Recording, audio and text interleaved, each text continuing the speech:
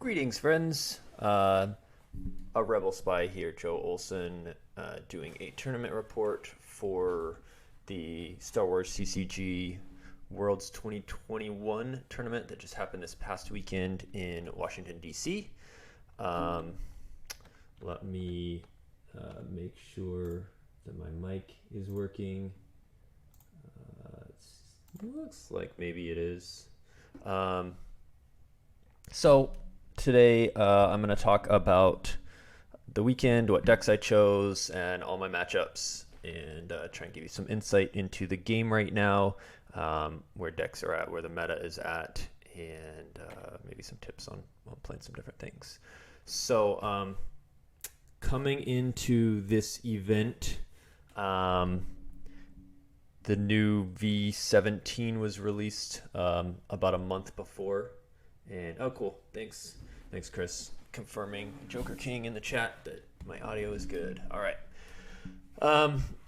So since this was an in-person card game, I don't have a lot of visuals for you. I am going to open up my deck list here shortly to show you what was in them, but mostly just going to be audio. You can put it on in the background and hang out and listen a little bit while you're doing other stuff. Coming into the event, V17 had just been released a month prior, communing being the big light side change. Not really much changed for dark. They got a new Verge deck that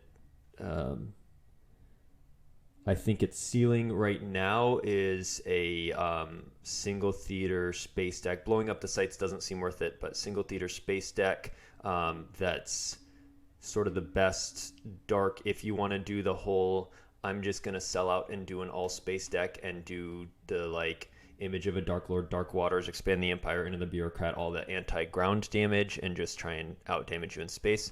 What typically was the platform for that in the past couple years was Bespin CRV, and Verge is a better version of that. So if you liked Bespin CRV as an all space deck, Verge is a good version of that, but it's very one-dimensional. And if you want a good list of that, I think Jeremy DePaulo's from the Atlanta event a few weeks back is a great place to start. He doesn't have the Death Star in there, so you do need that. I don't know what the typo was with his deck list, but cut like Fondor. For the, and I ended up cutting Fondor and Executor in my testing version. But yeah, add in the Death Star, start with his list there. It's a good list. But otherwise, Dark didn't really get much in V17, and it did get a new Vader, which is kind of cool. I thought people might be on a stunning move, ASM, to try and deal with some of the communing Jedi, and using that Vader. But otherwise, Dark, top of the Dark meta looked like going into the event. It was going to be similar to Nationals, which was Map was near the top. Bring Him Before Me was near the top. And so those were sort of the two main Dark decks on our radar. And then for light side, of course, communing Jedi with sabers, whether that's a Yoda version or a Qui-Gon version. So after testing communing a little bit, I really liked the Qui-Muning version. I think the ability to manipulate your deck to put down a card from hand and draw one off the top is really powerful. Of course, you can move that card to the bottom and then draw it with Rey. Yoda version can do the move to bottom and draw with Rey part, but being able to draw with Rey and draw one from deck, and also the key of like put a card from hand down and then you can track that. Having that sort of built-in 3PO is really strong, and lets you cycle through your deck quickly to find the answers that you want, and really raises the skill cap of the deck, I think. So I was playing Qui-Muning for light side, and so let's go ahead and take a look at that deck. So my day one version looked like this. I think this is accurate. Phil ended up submitting our deck list. We were card for card the same, and so if there was a last minute change, it would have been on his list, but I think this is accurate because I think the last change was an impressive. So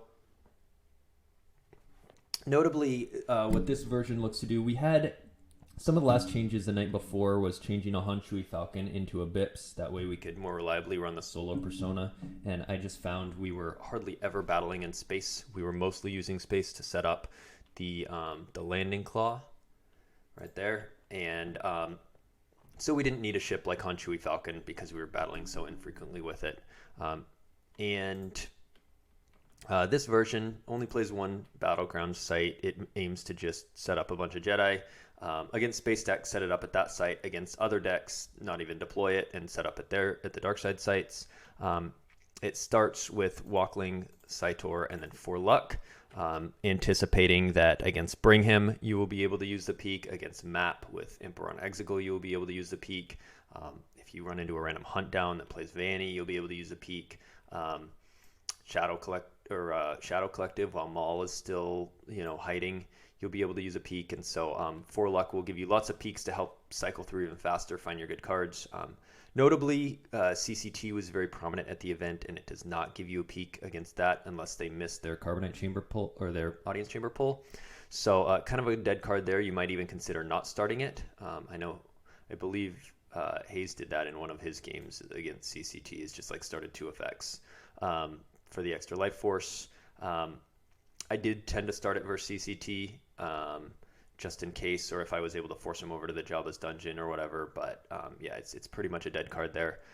But it plays so much against what we thought would be the meta, which is Map and Bring Him, that it was our choice of third starting effect. Another potential option was another Pathetic Life Form, which is a Destiny 5.10. Basically, you could essentially float another Pathetic, and against Map and Bring Him start for luck, and against something like CCT start another Pathetic, or I'm Bats or something like that. You could have a different effect you could swap for that.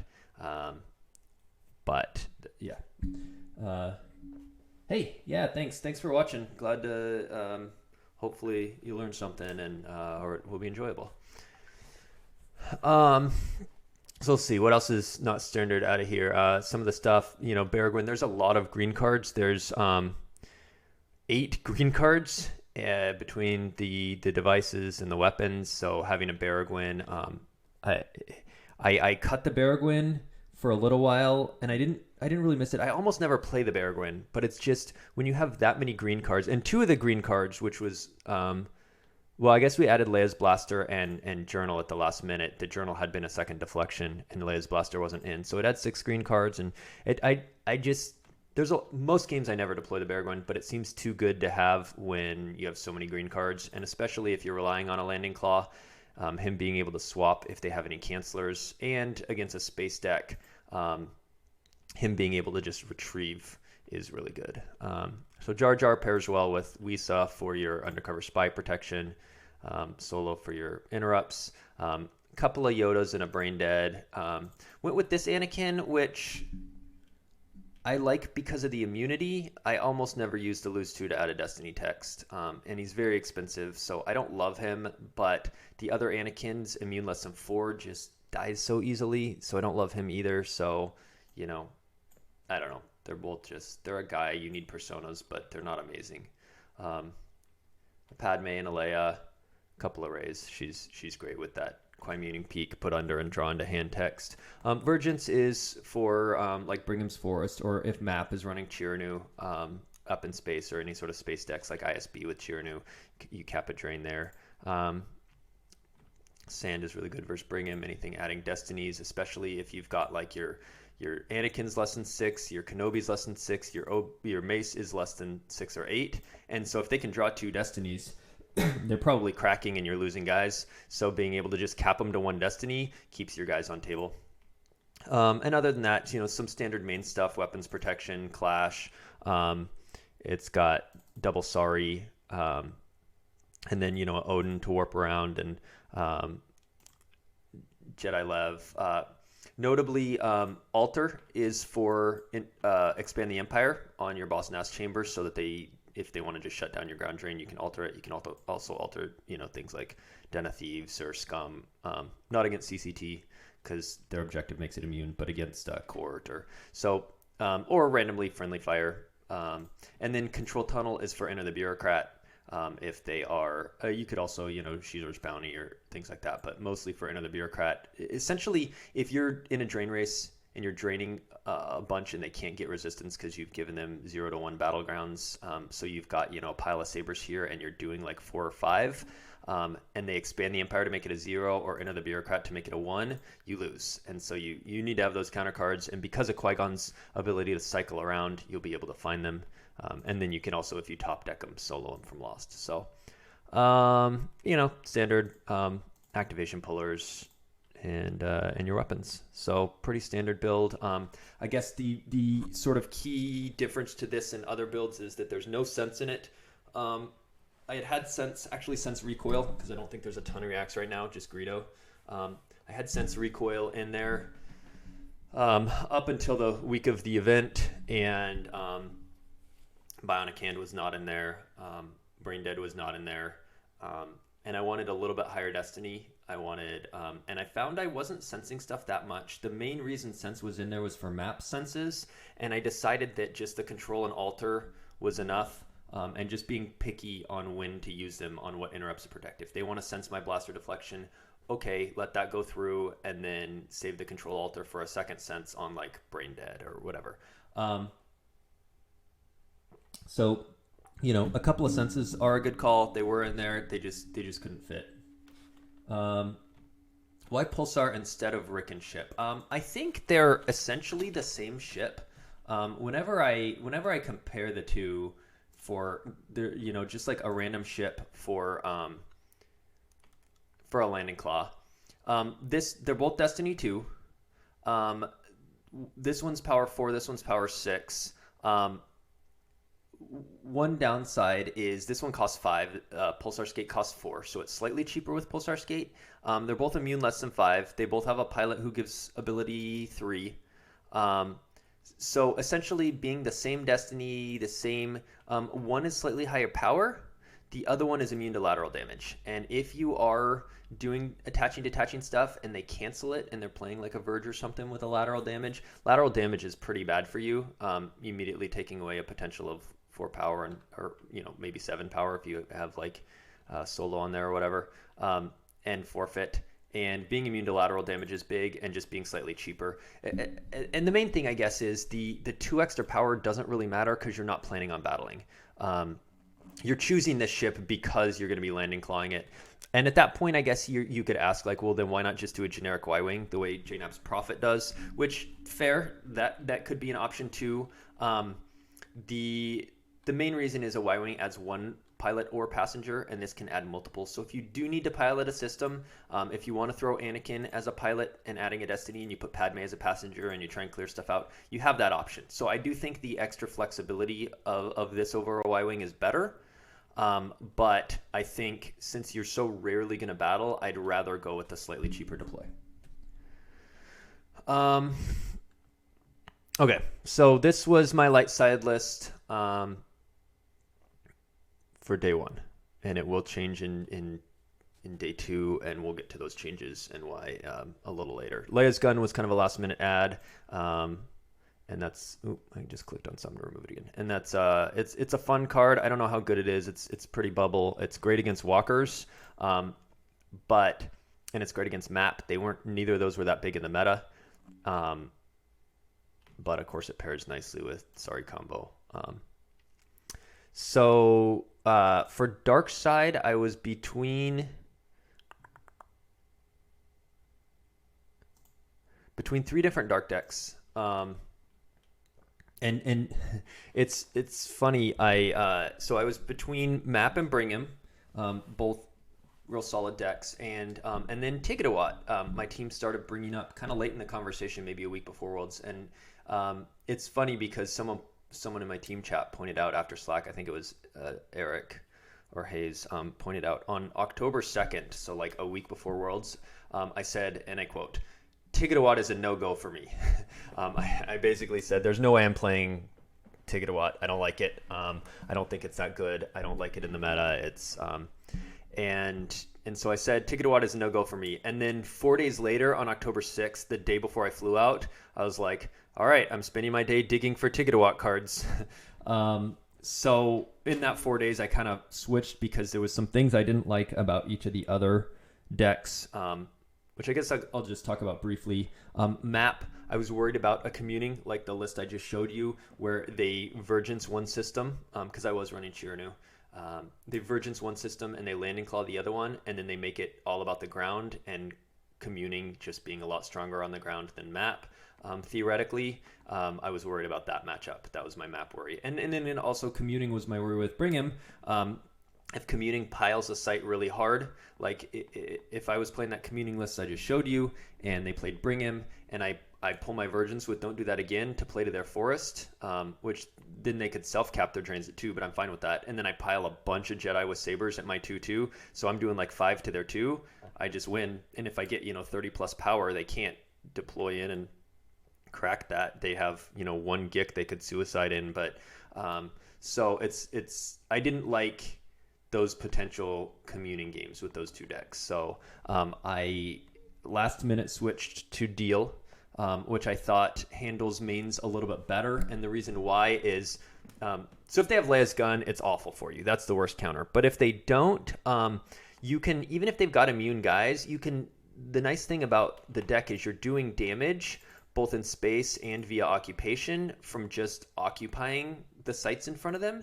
And so they might have a pile of Jedi, but you've got like Blizzard 4 or Blizzard 2 with Veers, and you've got walkers spread out next to them that can react, and you're doing like 3 damage in a drain of 1 or 2 if you have Chirno out, and they are they're not really, they're probably doing 2 over to you at their Naboo site, and you have resistance going. So they're doing 2 and trying to mess with you, and you're doing like 4 and you're happy. So so I chose Tiggerwatt. We made some last minute changes. It is a little bit different from the version I played at Nationals.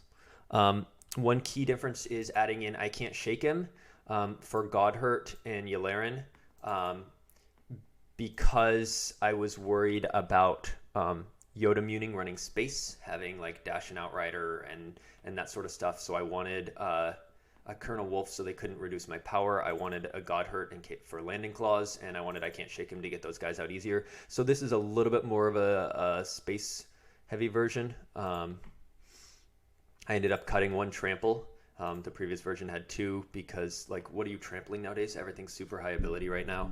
I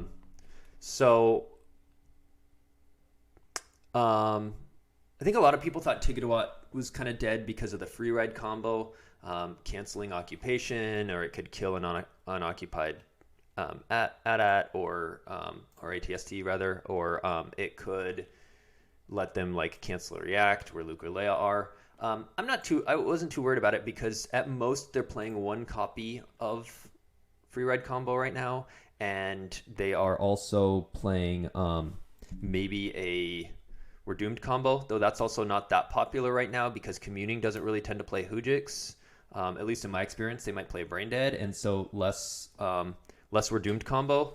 But it just has a second grabber. You grab their free ride combo and you grab their We're Doomed combo, and you have extra. So they cancel 1 occupation, and because your objective lets you upload it and just hold it in your hand, you already have 1 available. So back when this was all on an entanglements platform, if they canceled your occupation with free ride, then and that was before the free ride combo was out, but if they were just using free ride and they canceled your occupation, or I guess the combo was out but not the virtual one, they canceled the occupation, you would have to find another one, and so canceling it might shut off the damage for a few turns. And now that it's on a deal platform and you've already had 1 uploaded, an extra one, and sitting in your hand, them canceling it, you just deploy another one. It's the same as suspending it for a turn. Besides then it makes you lose a force, but it also makes them lose a force to play it when you grab it. So I wasn't that worried about free ride combo. It's like, all right, they cancel it, whatever. I just play another one. It's essentially stopping the damage for 1 turn. So Ticket-a-Watt is not very popular. At Nationals, day one, there was 2 copies. One was Cal, who was on my team, and another was someone who was, I don't remember who, but was running a Dark Jedi Presence beatdown version that was nothing like the ATST version. So really, there was just 1 copy at Nationals day one. And then there was 1 copy day 2 when I played it. And again, this year at Worlds, or a few months later, there was 2 Ticket-a-Watt in the whole field, me and Phil, who's on my team. And so, and we switched to it literally the night before. If we hadn't, there would have been 0. So it's not a popular deck. It's always, I think, especially in the last few months, have been a little bit on people's radar, but you know. So I chose this because I thought it sort of had a pretty good game plan against Kwai Muning of sort of piling stuff and spreading and just trying to get occupation damage through, and mathing them out. Okay, David Woods was the one who played. Thank you. Was the one who played the beatdown version at Nationals. But again, that's a very different deck. It's, you know, it uses it as a platform, but it's not the same. One other big reason why I switched to this deck is it's not difficult to play.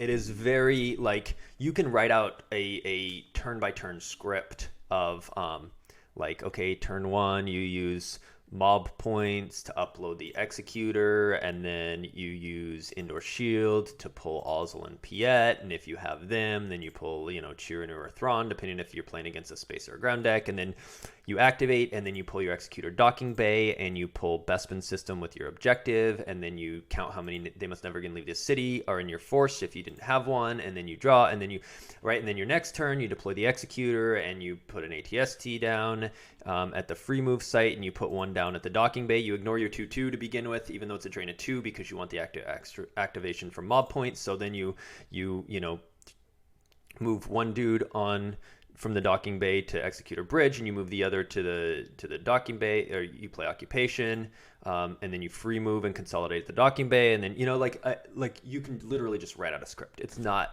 hard to play. There's very little play with the deck. It's just straightforward. This is what I do. Can you beat me? And the advantage to that at Worlds day 1 is that you don't have to use a bunch of brain power. You don't have to.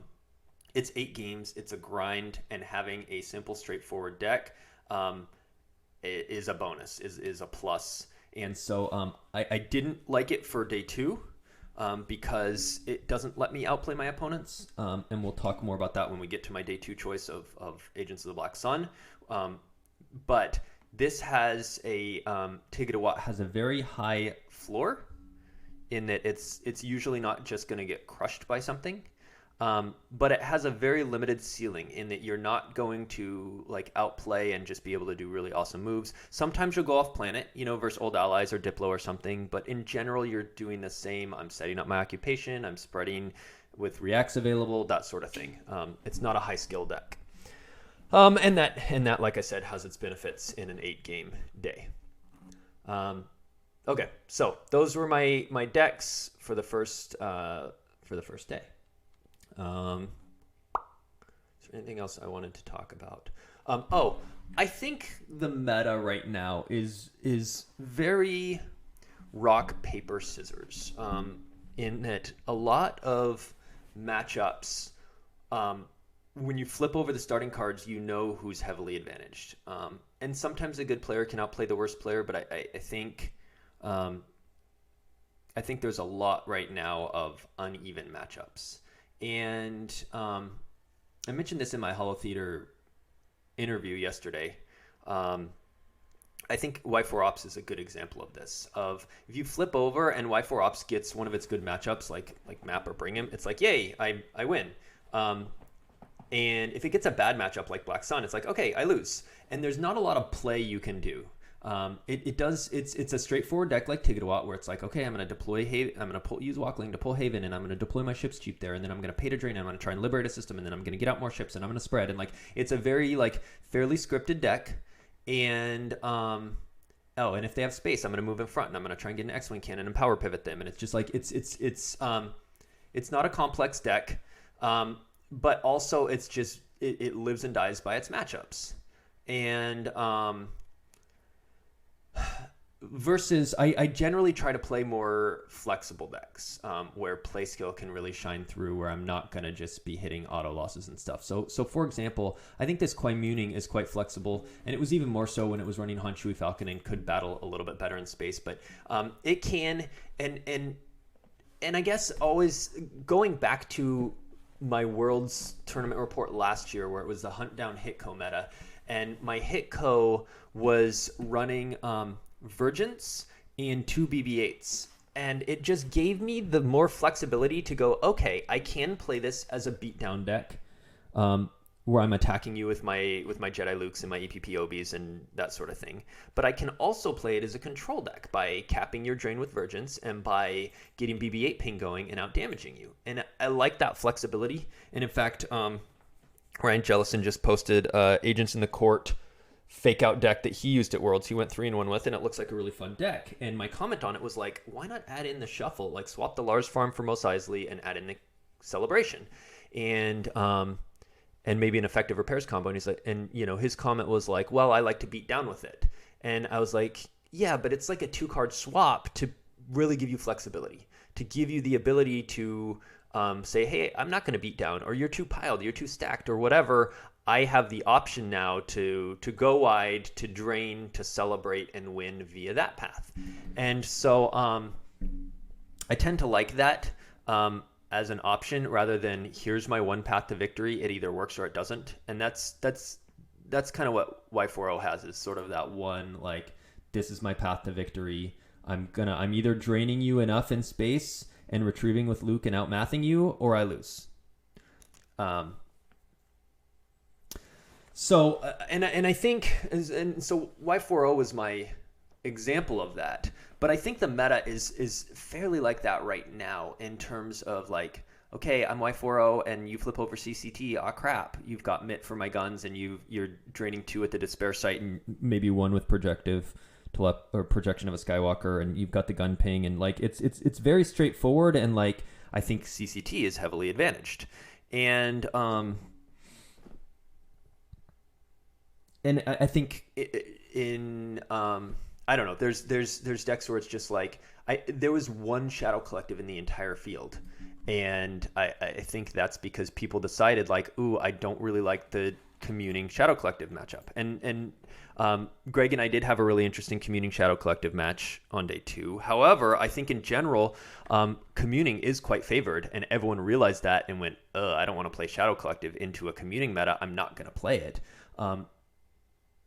And that's because when you flip over those starting cards, you're going, oop, this is a bad matchup. And I think we have a lot of that right now. And I think it was sort of borne out with the top 8 results. With if you look at, there was a fair number of surprises in the top 8, and both for people who made it and for people who didn't. Desai and Hayes and MHT and Phil, like all top players, didn't make the cut. And Charlie, there was a lot of good players who didn't make the cut, and a few unexpected ones who did.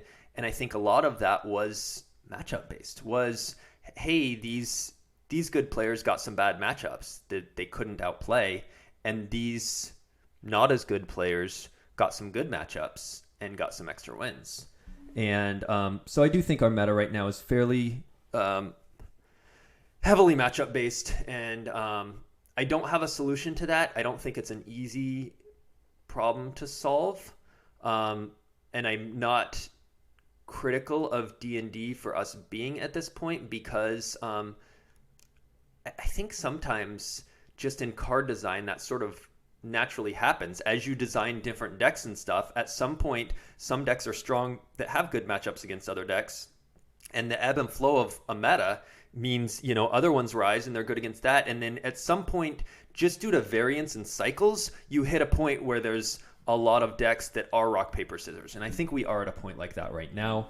And I hope D&D looks at it, but I wouldn't, sometimes I'm critical of D&D, of certain decisions and stuff like that. Where the meta's at in terms of rock, paper, scissors, I'm not critical of them, because I don't think it was an inevitable thing based on cards they've been putting out. I think it's a coincidental thing. based on what got good at the particular moment. But it does feel like, hey, a lot of the games of Worlds were determined by your deck choice and your opponent's deck choice rather than by in-game play skill. And then that caused, some people to go 6-2 who you wouldn't expect, and some people to only go 5-3 who you would have expected to go 6-2 or better. Okay, so that's thoughts on my decks and on the meta in general. I guess let me talk, before I dive into my games, let me also talk about the meta that showed up. One was Y4 Ops, and that was, I've talked already about that deck and how I feel about it. However, I do think it was a good meta call, and obviously because 4 of the top 8 were running Yavin 4 Ops on the first day, and it worked out very well for them. So it was a good meta call.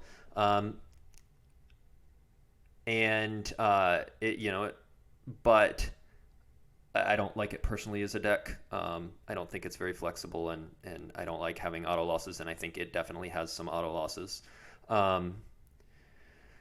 But so there was a lot of Yavin 4 Ops in the field, which I didn't see coming, but I did play against one, and so we'll talk about that game in a little bit.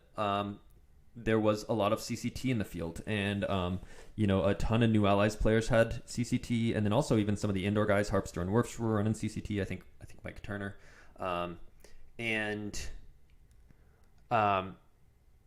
my team missed on that.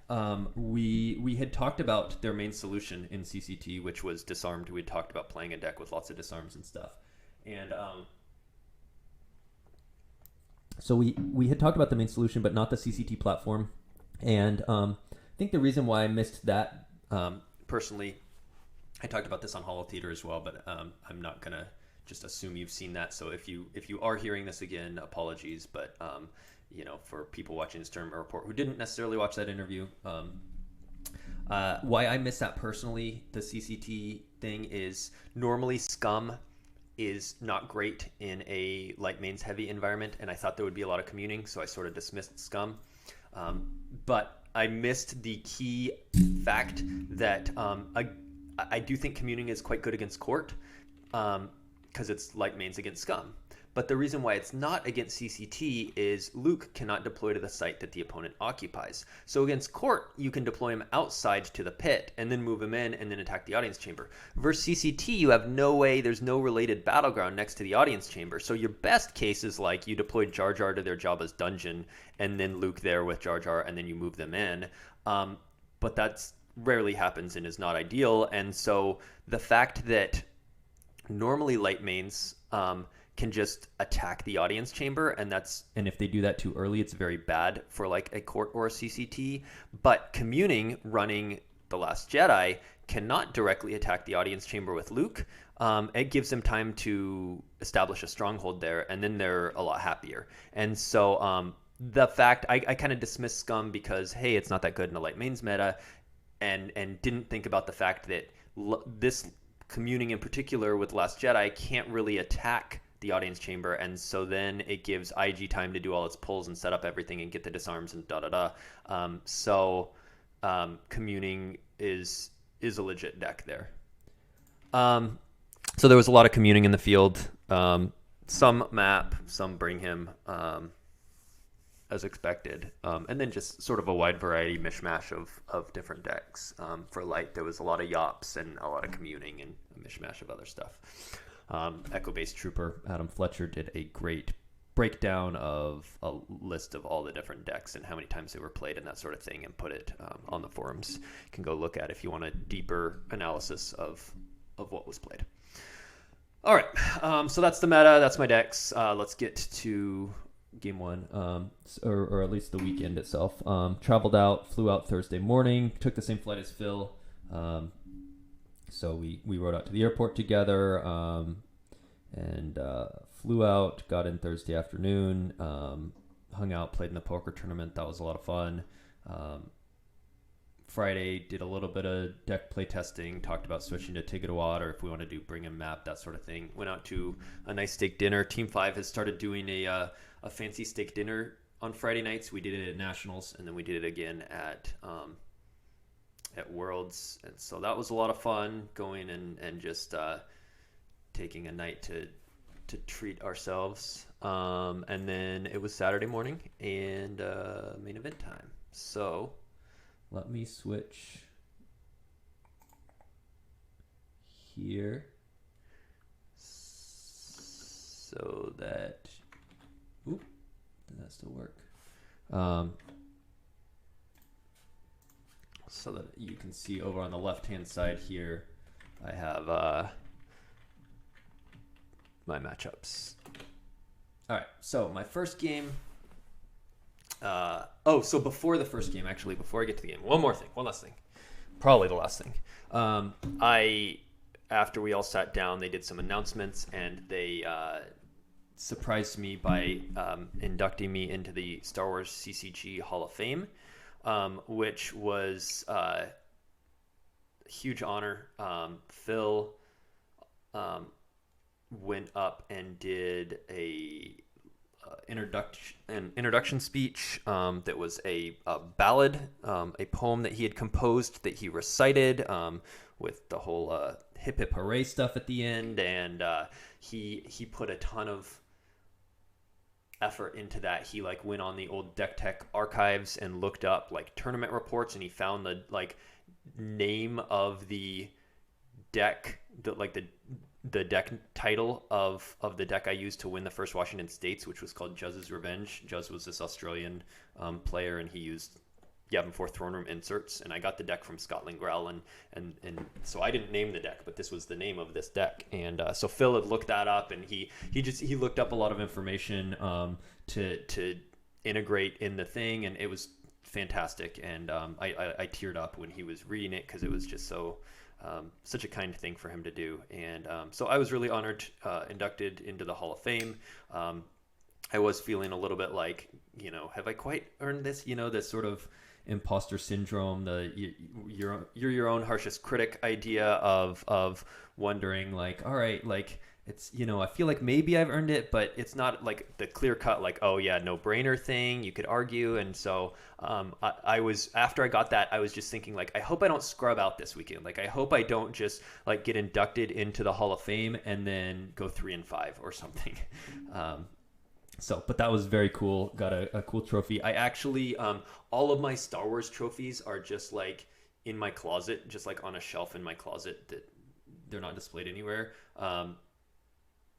But I actually did, after getting home, order some like floating shelves on Amazon to go ahead and like display some of my Star Wars trophies. I think I'm gonna, in my upstairs loft, put up some shelves and put my Star Wars trophies out, because there's a few good ones there now. So game one, I was Tigidawat, and Corrin was Old Allies. He did not have really any experience with this deck. He said he copied Hayes' list from Nationals, and I thought he was brave playing Old Allies into what I thought would be a map heavy meta, because that's not a good matchup. The last game I had played with Tigidawat, I beat Mike Kessling's Old Allies in the top 4. Of course, stuff had gone wrong for Mike with his pulling his Jakku locations. He activated both of them on turn 2 when he was going to flip, so he ended up moving the Falcon over to Bespin and then later landing it on Bespin, and so the game sort of went all off plan for him.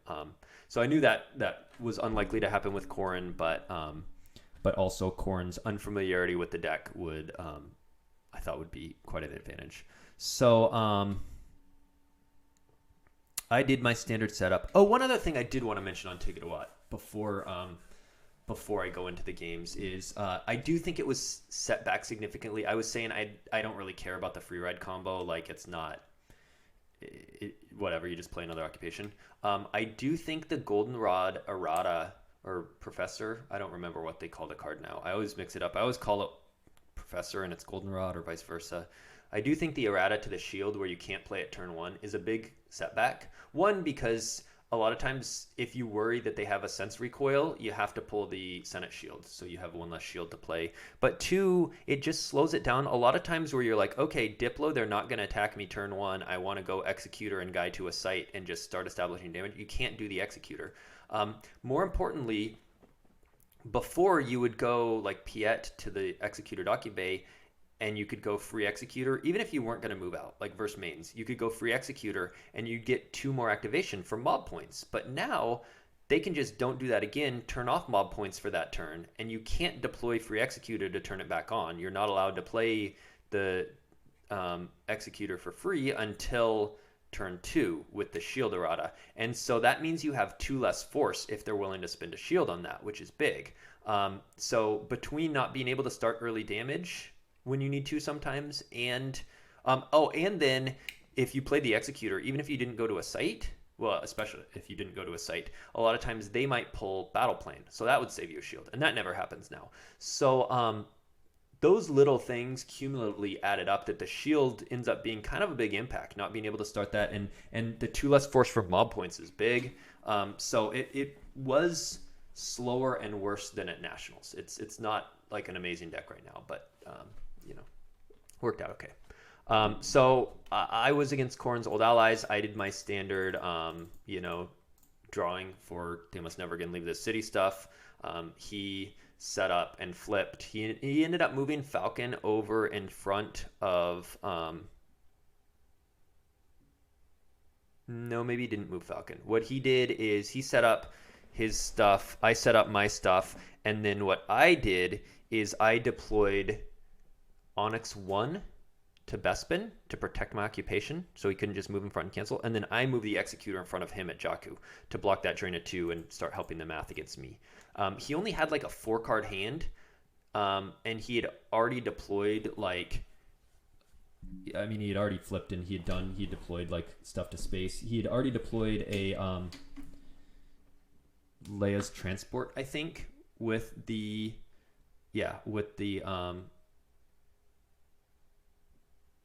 Falcon, and he had stuff on the Falcon, and he had a 4-card hand. And so I was like, I'm not really scared. His total power there is like 10 or 12 to my 15, and we both get 1 destiny. And even if he drops like I think I had Sand card out, so I wasn't worried about the -2 reduction, and if he added extra destinies, I wasn't that worried. And I was like, I outpower him, and whatever, I'm gonna move over and block that drain.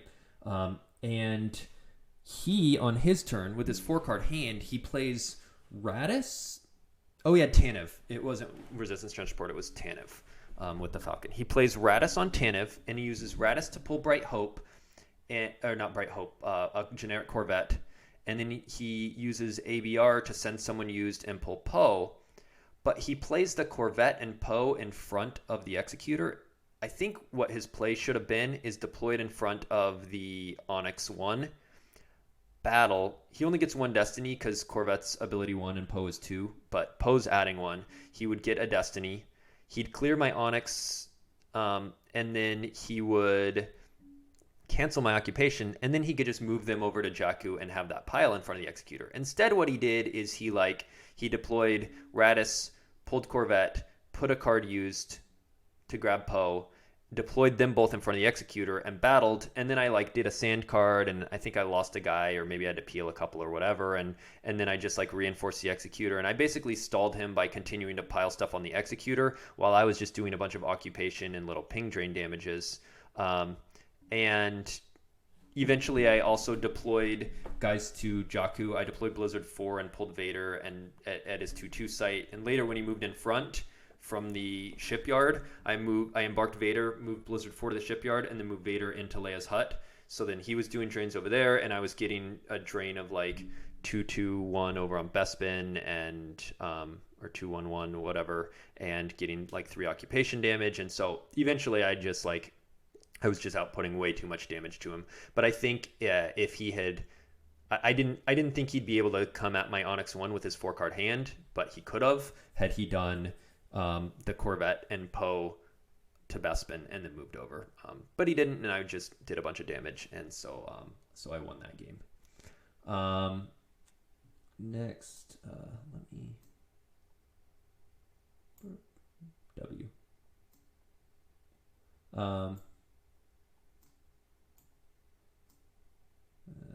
Whatever. So my second game, I was Kwai Muning, and I was against Harpster CCT. This is where I found out this is not a great matchup for Kwai Muning, or at least it might not be, because Luke not being able to deploy in front of them, and you don't get any 4 luck pulls. And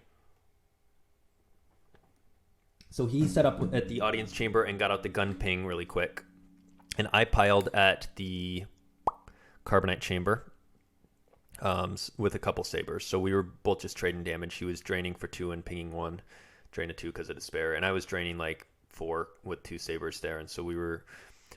He eventually goes to Null Hutta. He gets a U3PO down, and I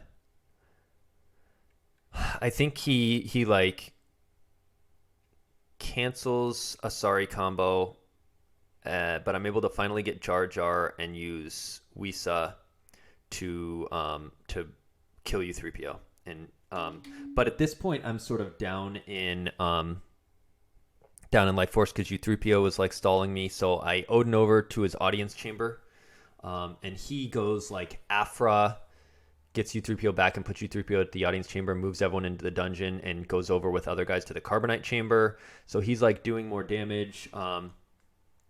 I'm able to get some through, so we're pretty even. It's a really close game, and but he's never seen communing, or he's never seen Kwai Muning. At least he's playing a Yoda Muning version, but only has a few reps with it. So he's very rusty. He hasn't played games much in the last month, and very little against communing. So he's having to like read some of my stuff, and so that's definitely giving me an advantage. He gets U3PO down again, and I can't find another Wisa, so eventually I Odin over back to the carbonite chamber, tracking the Odin around and taking it into hand with Qui-Gon Peak, and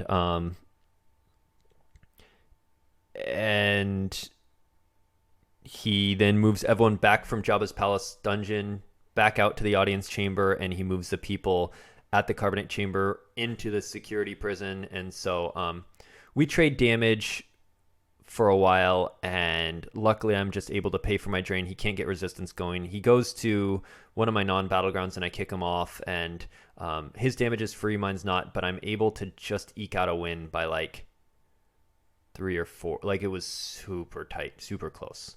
And most of that was just his unfamiliarity with the matchup, but U3PO just sitting out was super annoying and coming back, and so that was a problem. So my next game was the same matchup. It was Kwai Muning, but it was against Matt Scott CCT, and Matt Scott, it was a very similar thing. I piled the carbonite chamber, and then he went U3PO, and I couldn't find any answers.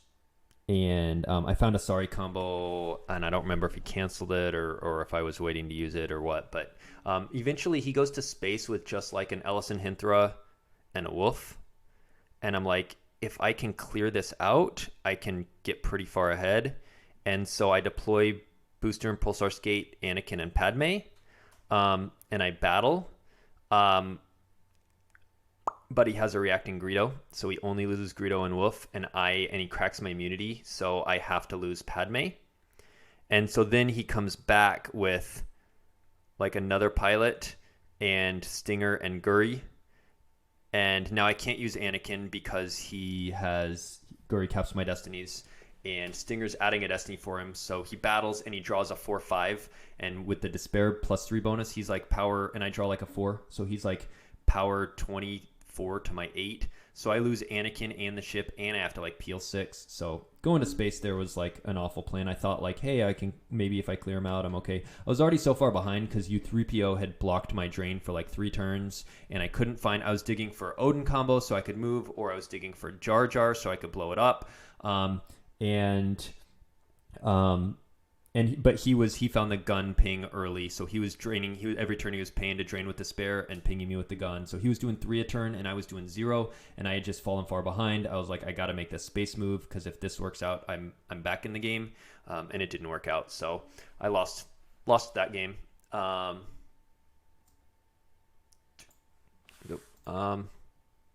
So I'm 2-1. It's around this point my head really starts to hurt. I don't remember if it was game 3 or 4 or 5, somewhere in there. I start getting a really bad migraine. So my head's pounding. I take a couple extra strength acetaminophen, which, I mean, I guess it could have got worse without that, but didn't really seem to help much. I got to the migraine point of like where I started feeling nausea. Like, so at one point I was sitting outside the game room and just like had to lay down on the floor because I was just feeling sick and my head hurting, and it was awful. Luckily, a weird thing happened in that when I was playing my games, like it went away. Like I forgot about it. I forgot that I had a headache. You know, one of those things where you have a headache and then, you know, you forget about it, and then someone asks you like, how's your head? And you're like, oh, it hurts. Like, but you had forgotten about it. Like when I was playing the games, I was in the zone. I was focused. I was playing well, but between the games got really rough. So anyway, somewhere around that time, I had a really bad headache, really bad migraine, and was just trying to battle through that. So my next game was Tiggerwatt versus Brad Reinhold. I don't know why I wrote OA here, because he was Yavin 4 Ops. And so this game, I set up my executor and everything, and he started setting up his space, and he moved in front of me with like a wedge to cancel destinies and a Luke. And I think he got Dash and Outrider. He definitely got Harksef. And I was able to get Colonel Wolf Yularen. No, I don't think he had Dash, but I think he was running power pivots. So I got Colonel Wolf Yularen out with an I Can't Shake Him so that he couldn't power pivot me. And I basically just started piling a bunch of characters' vehicles. At one point I threw Blizzard 4 on there so I could just forfeit it for 6 forfeit. Not Blizzard 4, Blizzard 2. So I could forfeit it for 6 forfeit. At one point I threw Vader on there just for his 3 power and 8 forfeit that I used that, the next battle. So I was just throwing everything I could at it while being super light on the ground and just draining and occupying. So I was able to get enough damage through before I did have to run with the executor once he just cleared so much forfeit fodder. I think I did finally run, or maybe he eventually split to enough systems that he was getting what chance in effect. So he was at Bespin system and 3 other ones, and I was at Bespin system and 3 sites. So he had what chance in effect, and he still had enough in front of the executor to sort of survive. But by then he was just sort of matching damage draining at the other places to my with a reduced 1 of occupation. I was doing 4, and I had already just done rounds of like 7 and 7 damage. So he fell too far behind by me being able to just survive in space. And he top decked a few. He top decked his free ride combo, and I did have, of course, the second grabber out, and I had another occupation in hand. However, it got me an extra turn of 3 damage and not having to deploy another card. So that's a 4-card swing right there. Him top decking that versus drawing it. Yeah. It was just a very straightforward. We both have our game plans, and we both just like bash our heads against each other in space while I'm doing damage on the ground and win the game. So I'm at 3-1, and my next game is against Winston Plunkett, and Winston P on Jimp. He is playing ASM, which I'm a little worried about when he flips it over. Actually, I think ASM can be built to just destroy communing, but he didn't have that build, and here's the key thing he didn't have. And also, I saw Shaw playing an ASM game last night, and he had a EPP Lord Maul, and I think that's a mistake. What I really fear when I'm playing communing is Maul Lone Hunter. Him stopping deflection, stopping Obi's Journal, stopping Wisa makes it so your Jedi die. And Lord Maul with Saber, I'm just like, whatever, I play a deflection. Like, I don't care. Whatever, I have Journal to cancel the thing. Whatever, I Wisa your swing. Like, I don't care. Like, and you only have 1 swing. Whereas if you, like, Lone Hunter holding the double-bladed Saber, coming down to attack my Jedi, and with Phantom Menace on table, so he's completely immune to attrition. He's got 2 swings, and he stops everything that stops his swings. he's just a wrecking ball. I genuinely worry about Lone Hunter when I'm playing Communing. So I was worried about that with ASM. But Winston did not have Lone Hunter. He was running the EPP Lord Maul. So what happened in this matchup is turn one, he just drew a few force, like he pulled a sight, his Twix battleship sight. And I played like Luke and Saber. I think maybe Bionic Hand. It wasn't Journal, but I feel like there was another card on Luke, but maybe it was just Luke and Saber. I play that to the prisoner site. And he plays like Grievous and battles. And he plays a Dark Jedi Saber, but he misses the swing and he like draws awful Battle Destiny. And meanwhile, I like hit and draw decent, and so he just like loses the dude. And then I back it up with like Mace or Anakin or something, someone else with a saber, maybe Obi, whatever. Jedi with saber, I think it was Obi. And he goes like Vader and not Sidious, but Dooku with saber. Or maybe Dooku and Newt or something. He comes down with Dooku and Saber and like somebody else. And again, he gets pretty awful luck.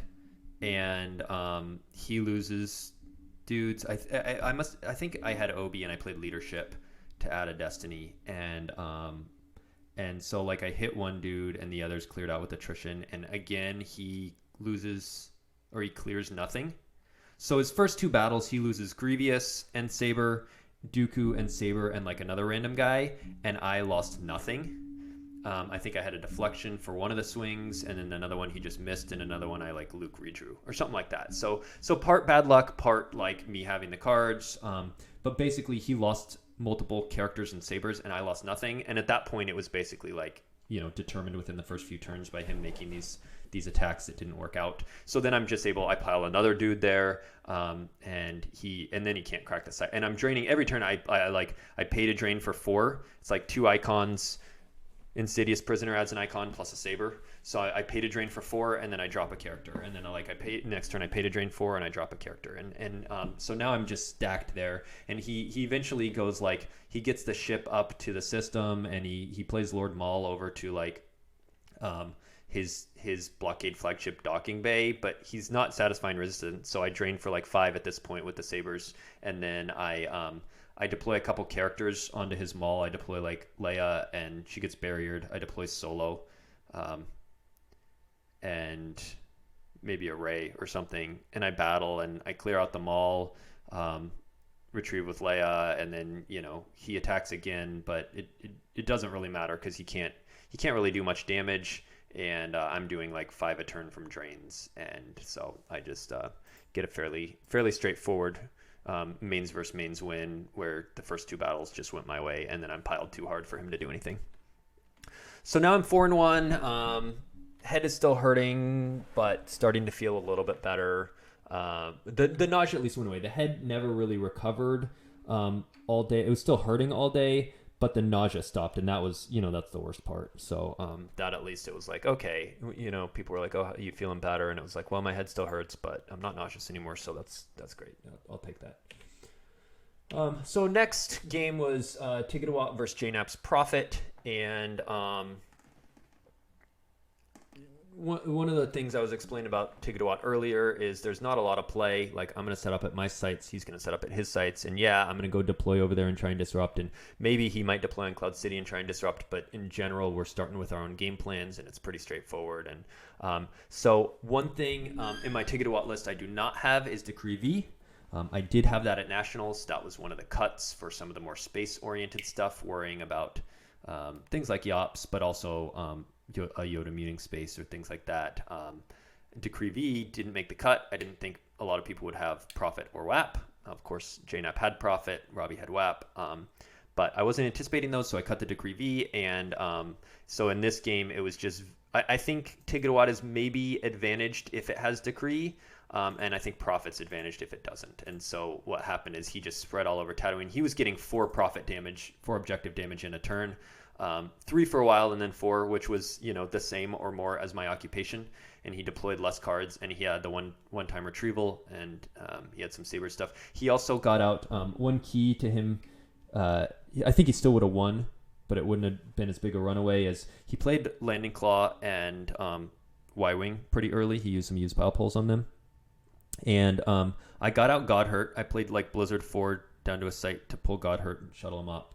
Got out Godhurt, and I canceled the Claw, and he walklinged it and then used pile pulled it.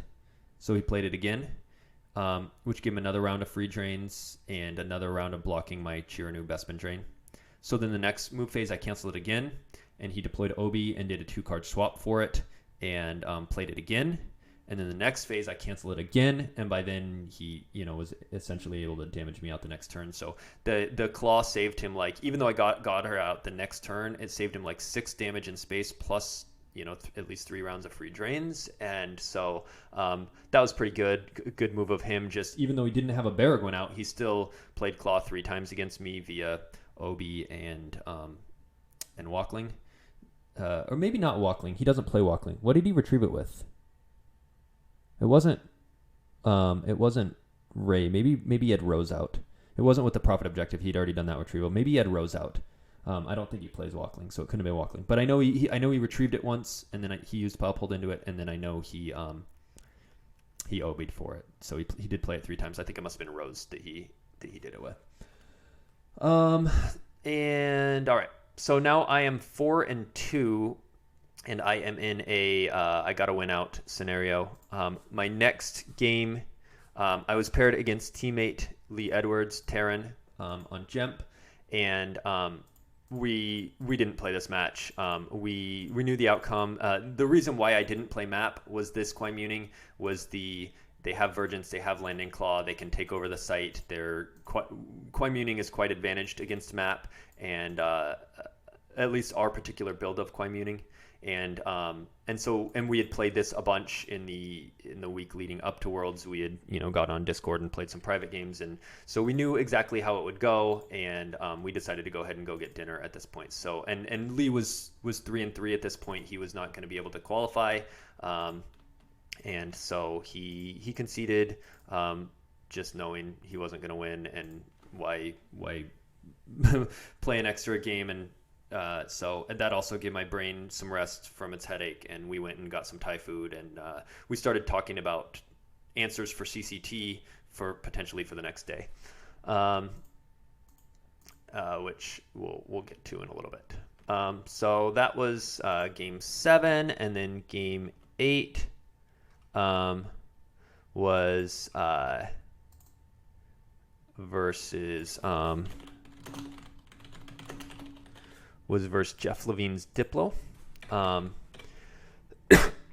this one was streamed. I was Rose, then Imbats V with Chewy. Yeah, okay. I knew it was you retrieved it one time and used pile pulled it, and then another time you OB'd for it. And I thought it was and then as soon as a few minutes after saying Walkling, I was like, there's no Walkling in that. That's not. And so I figured it had to be Rose. So my last game was streamed. It was versus Jeff Levine. I was Tigidawat. He was Diplo. I think Tigidawat is fairly favored in this. They can go pretty quickly and get a lot of damage. And so I did my standard setup with guys and getting the Executor out turn 2. His turn 1, he did the standard Mothma into Chandrilla move over. He also played Kraken. I think it was his turn 1. So my turn 2. I had a ton of force. His turn 2, he activated 18. Between all the icons I gave him, the locations he pulled Alderaan turn 1, but he also pulled the farm with Imbats, and he pulled Chandrilla with Mothma, and he moved over, and the Tanev icon and the Chandrilla extra activation stuff. He activated 18 his turn 2. So pretty ridiculous. But my turn 2, I was also activating quite a bit. So I think I established occupation, but I also went down. He played his turn 1, besides moving over, he played Bail, Mothma, moved over to Chandrilla. So he was threatening to drain a 2, and to make it free, he played Kraken to the Dune C. And I didn't want to allow that to stand, so I played Blizzard 4 and I pulled Vader, because Vader could blank Kraken's tech, so he doesn't get a Destiny. And I knew I wouldn't get a Destiny with Dune C, but I was power 8 to his 3, and if he's blank text, then he has to peel 5 or lose Kraken in 1, which I figured was a more likely scenario, but either one is good for me, because then he can't drain free in space the next turn, and he can't drain 1 at the Dune C, and so either way I was like, great, like, I blank his text. Now, I did consider the possibility that he plays a leadership and adds a Destiny. However, I thought it unlikely that he had a leadership, because at this point I'm like, if you have leadership, I think you turn 1 pull Radis and you drop Radis onto Tantive as well. That way you get a Destiny from ability, not just Bale. In case I came down with, like, if I happen to have both Onyx ships in hand, or I had one Onyx and like Merrick Steel so that I could pull the other one, or even a Blizzard 4 into Steel into pulling the other one, and you just have Tantive, and I can come down with like both ties and battle and draw 2 Destiny and clear out stuff. Like, I feel like if you have leadership, you pull Radis, you play Radis free, you pull the Corvette. That way the next turn you'll have it for ship docking and moving over to deliver the plans, and you'll have the 4 ability. And so, but he didn't do that. He only played Bale and Mothma, so I was like, he probably does not have leadership. And so it was a calculated gamble that he didn't. And so I came down, I Blizzard 4, I Vader blanked his text, and then he played leadership. And so I was like, well, that's a bummer. So he got a Destiny and I did not.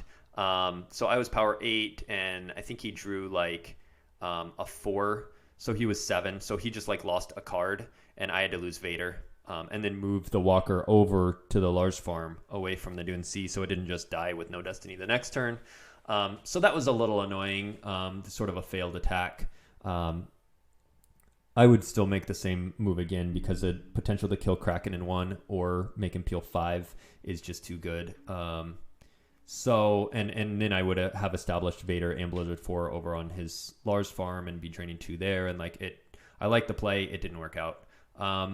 And so he delivered the plans, and he set up like some more guys on Tatooine, and I set up my, I spread across Bespin. And by now, by about turn 3 or 4, I'm at all 3 Bespin locations. I've got Executor, I think maybe I had Chirano out. And so I'm draining like 2, 2, 1, 1, and 3 occupations. So I'm doing like 9, somewhere between 7 and 9 damage every turn. And he's having trouble keeping up with that. So he goes, he gets out Celebration, and he just spreads to all of his sites. And that left Kraken again alone at the Dune C. And so I come down with Blizzard 2, Veers, Chicken Walker, and like Arnett, I think. Yeah, it was Arnett, because I didn't want him to dodge away. And Arnett stops reacts. And so I was like, okay, if I revealed with Aerotech to get Arnett and deploy him to the Dune C, and then Blizzard 2 and Veers. And so now he can't react away with dodge. And I was like, he could have a Hoojix, and that's fine. But if he doesn't and was relying on dodge, I just blow him out here. And that's what happened. I drew 2 High Destiny with it was like I drew a command and never leave the city or something. So I drew like a 9. Plus I had, the huge Walker power on the ATST, and he drew kind of low. He added like 2 to it from his objective, but he had to lose Kraken in 14. And I lost my like Biker Scout, and then I moved Veers in front of Leia at the Lars farm. And that was, 14's an insane amount when Diplo puts a ton of cards on the table. So he conceded like a turn or 2 later. So luckily he did not have the Hoojix. He did peel Hoojix in the overflow. That worked out. I don't know if he had the dodge or not in hand, and if the Arnett mattered or not, but either way, he was basically already behind. He had to take the risky move of spreading, and then I had the cards in hand to punish it. So I finished 6-2 and made the top 8 cut. I was the lowest seed there. And so my team, we went and got some food. It took forever for Hayes to get some kebabs, and we were talking decks. And Lee came up with the brilliant idea of, what if we play I Must Be Allowed to Speak in the communing? And when he said this, it was actually when we were in our Game 7 game and we were talking about the CCT matchup. And when he said this, like I had been pacing around, like as we were talking. I do that a lot. I'm a very fidgety person. I don't, like, if I'm ever on a phone call, I just pace around. I don't ever sit still for a phone call. I was pacing around, and as he was telling this story the next day, he was like, Joe just like stopped and like thought for a second. And my next sentence to him after he said that was, and I quote, "I think you just solved this meta."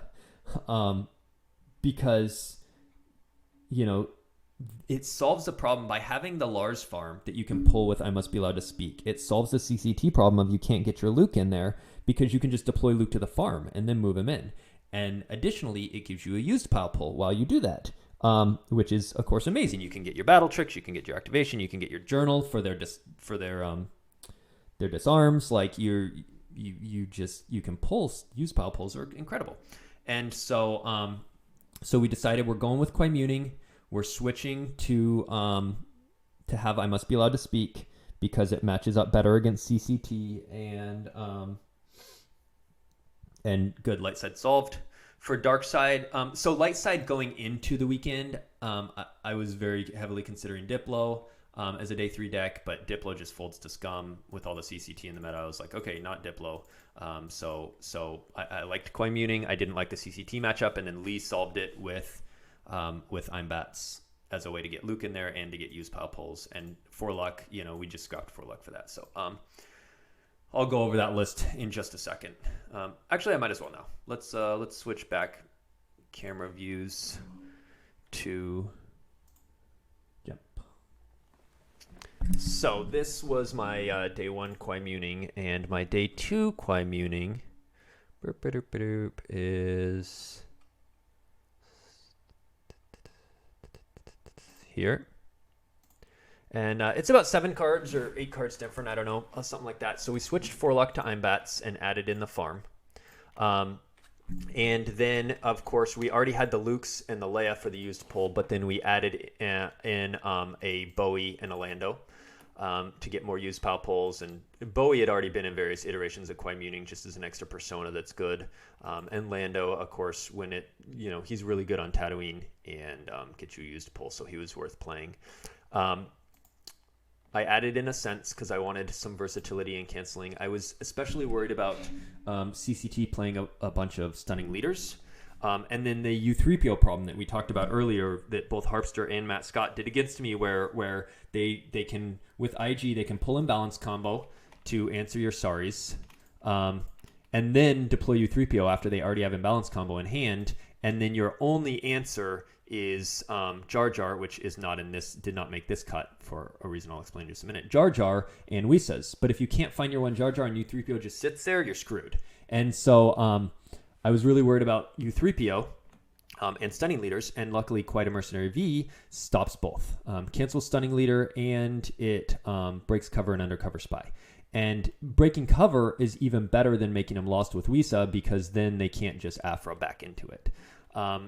And so playing 2 copies of Quite a Mercenary to find it for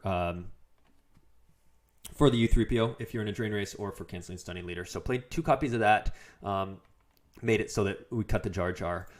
Another notable thing is there is no Landing Claw ship. So the main reason why you need Landing Claw ship is... well, let me get to that in a sec. First, you'll note that there's no interior 2-2 site. There's the battle planes. The reason why is we already have 1 battleground in the Lars farm.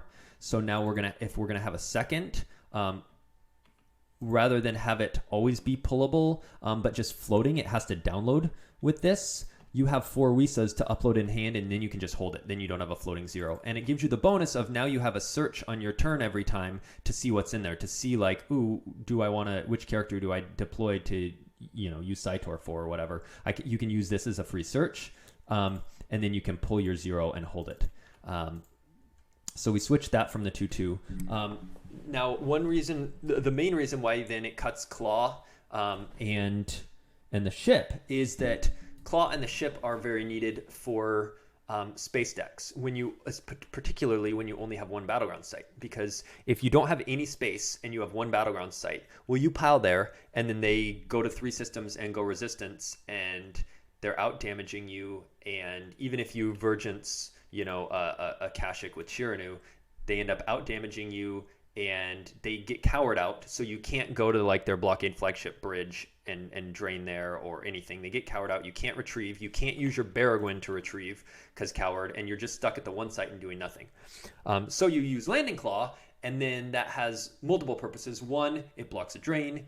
2, it lets you drain free. And 3, when you detach, you're now at 2 battlegrounds for retrieval. So you can retrieve with Baragwin against a space deck by, you throw Baragwin as a passenger on that ship, and then you can retrieve some of your green cards. You deploy your sabers that add 1 to the drain, and then you lose your Qui-Gon Saber, your Leia's Blaster, your Journal, your Bionic Hand, and later you Baragwin swap for them, and then you lose them and retrieve them and do the lose-retrieve loop.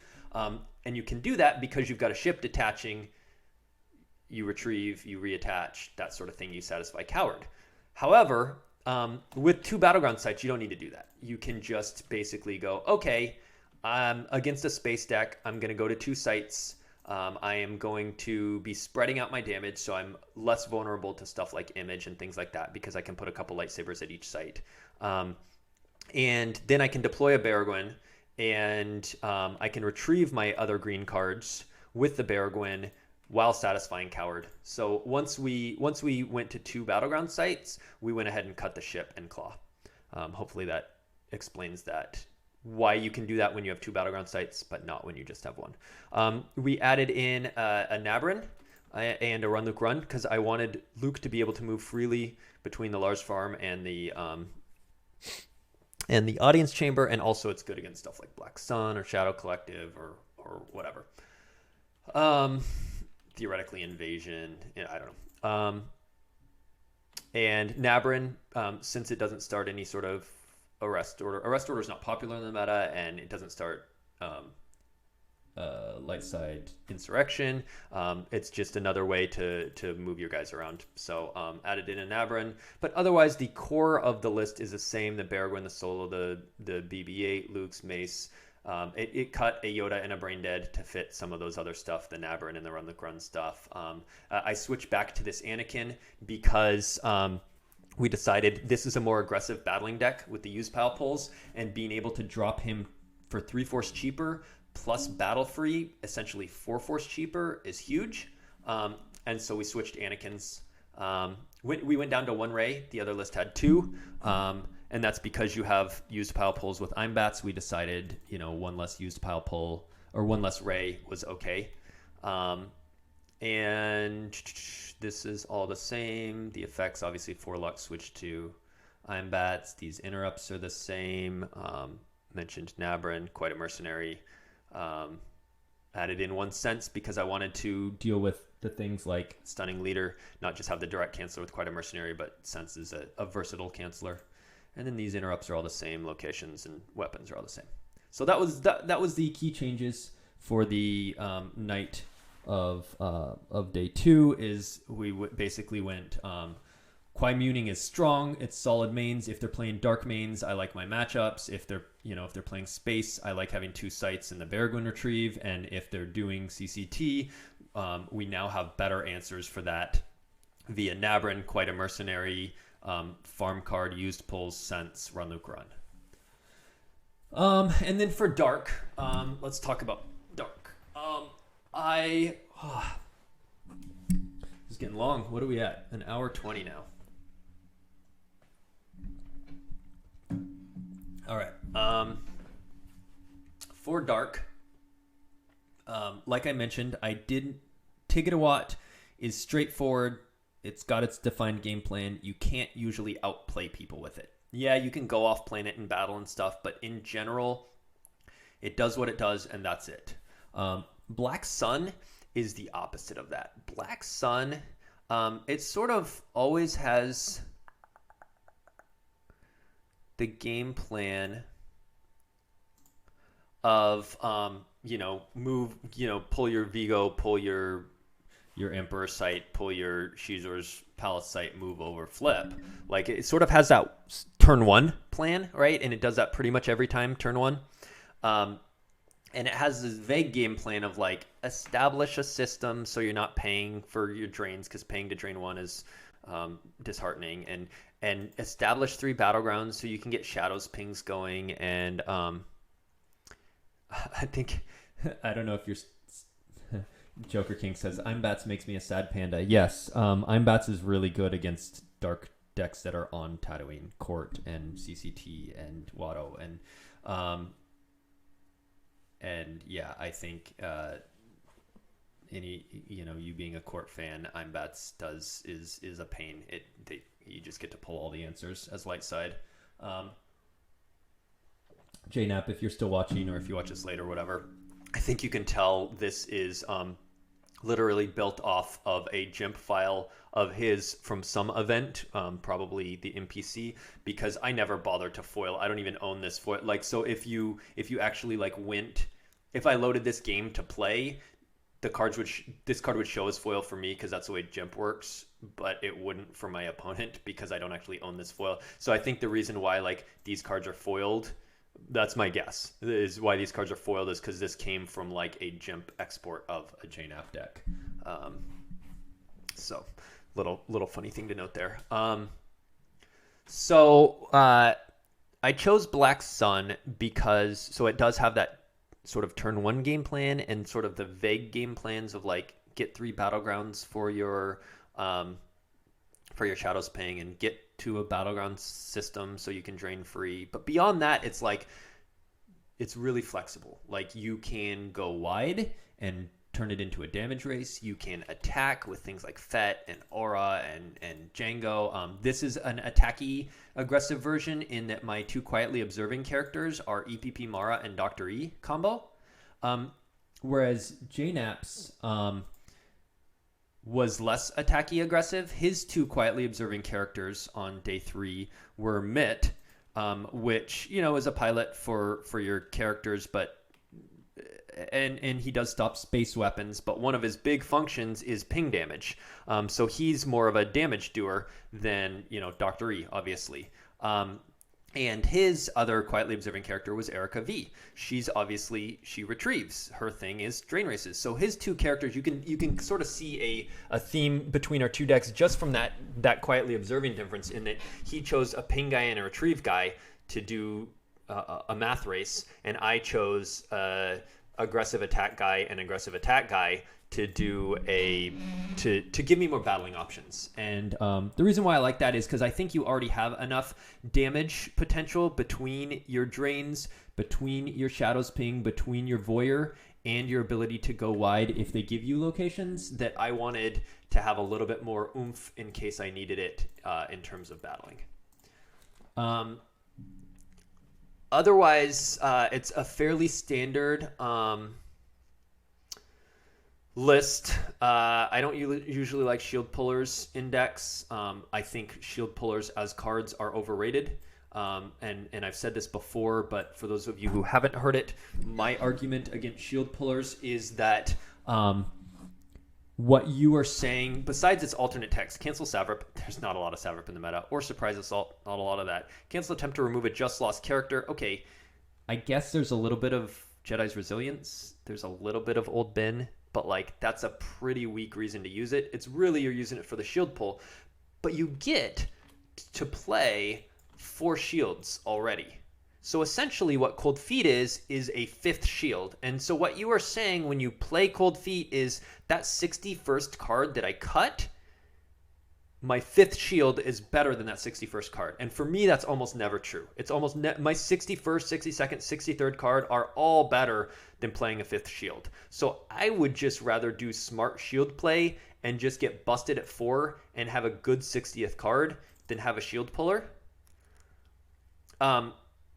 That being said, I'm obviously playing the shield puller, and the reason why is because you pretty much almost auto have to pull Fanfare, because Fanfare pulls your Shizor's Bounty, and so you're starting a shield down, And given that, and it is a used 5, you know, like obviously there's merits to it. But in general, for me, I think shield pullers are overrated. I think newer players lean on them as a crutch rather than learning good shield play, and I am confident in my shield play that I rarely play shield pullers. I do play like Hear Me Baby, but that's because I fear hidden weapons, not because I really care about pulling shields that much. And so I do think you should get better with your shield play and mostly cut shield pullers, but here I need it because of the Shizor's Bound thing. Let me read some. Let's see. JNAP says, I'm in and out here, but my comments for our match are battle plan was a bad pull. Definitely should have done do or do not otherwise vice. Grab voyeur, not sense. Late game flubs were secondary. Disarms are scary. Cold Feet was my most important card versus Haid on Saturday. Okay, cool. Like I mean, there's definite times where it comes into play where you know they have a Saber, whatever, like or you know they're not, it's not like unplayable. I just think, you know, some people will be playing multiple copies of shield pullers and things like that, and I think it's something people should consider more as like, is it better than the 61st card I cut? Is having a 5th shield pull, and sometimes it is. And in a deck like this where you start a shield down because of fanfare, it is, but not always. A couple other changes. So in a certainly feels like the secondary function on the light side shield pullers are better than the dark ones. Yeah, stopping. Well, it just depends on what's in the meta, right? Like, but stopping trample or stopping hidden weapons are definitely like potentially game breaking card. I've used and done well with your Bring Him, and you have a shield puller in that. I do not have a shield puller in that. I'm gonna argue that is not true. I definitely don't play Cold Feet. You may be using someone else's list, but here is Bring Him, and I think if you go, you said, "Oh man, I've read your deck wrong." That must have been because I definitely don't play a shield puller and Bring Him, and I don't think it needs one.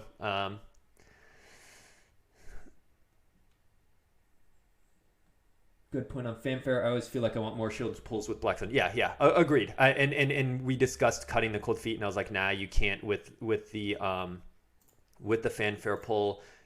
You have to you do just get sort of choked on shields, and so you do need the Cold Feet in Black Sun. So let's see some of the differences in this. I don't usually play Uda Guda solo in Black Sun. The reason it made the cut in this list is one, I like the uploading Greedo in a weapons heavy meta. He can just be a blowout.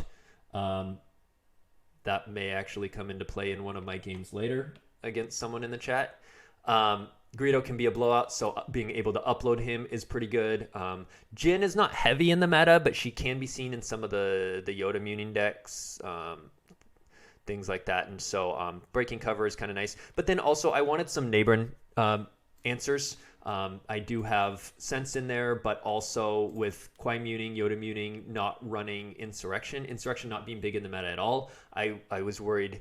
I added Nabrin to my day 3 list, and I thought other people might do the same, and so I wanted an extra Nabrin answer. But again, if this just canceled Nabrin, I wouldn't use it. The upload Greedo is really big too.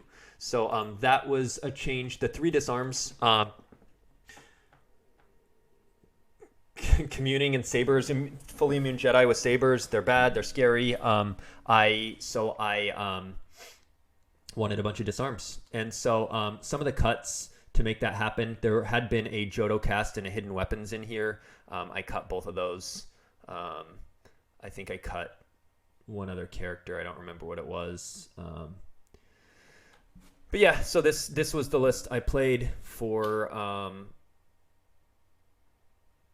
Worlds. One person texted me after I think the deck was on stream.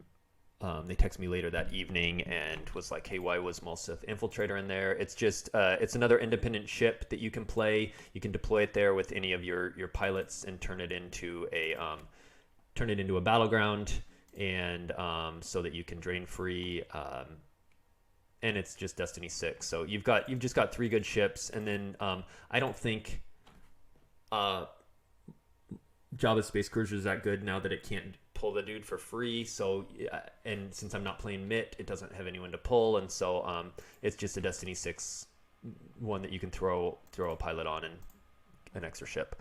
Otherwise, I think it's pretty standard. It's got an Ellis to move around. U3PO Afra is super annoying in all kinds of decks, and I hope design deals with that. And the aggressive quietly observant stuff. All right, so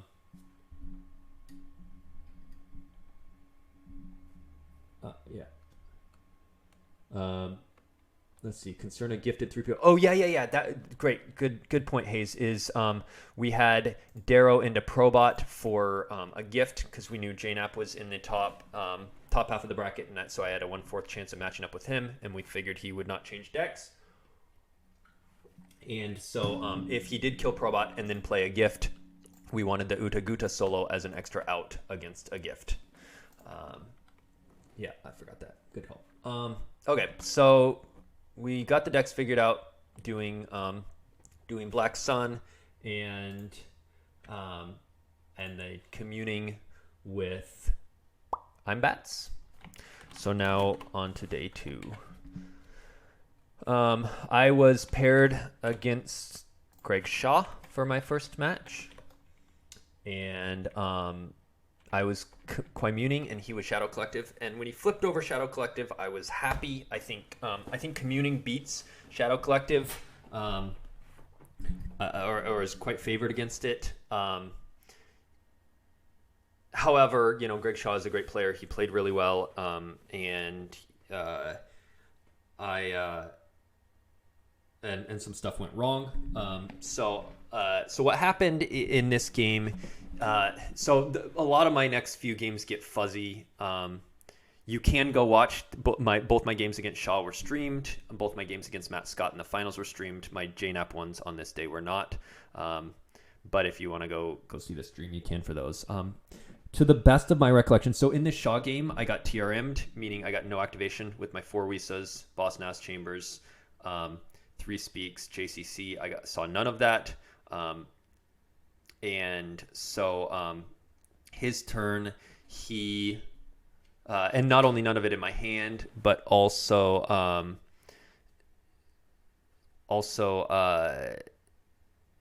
didn't see it with my Qui-Gon Peak.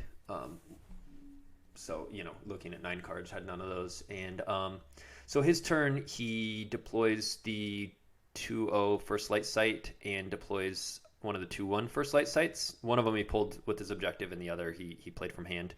And he plays Maul and moves Maul over to the First Light Sight.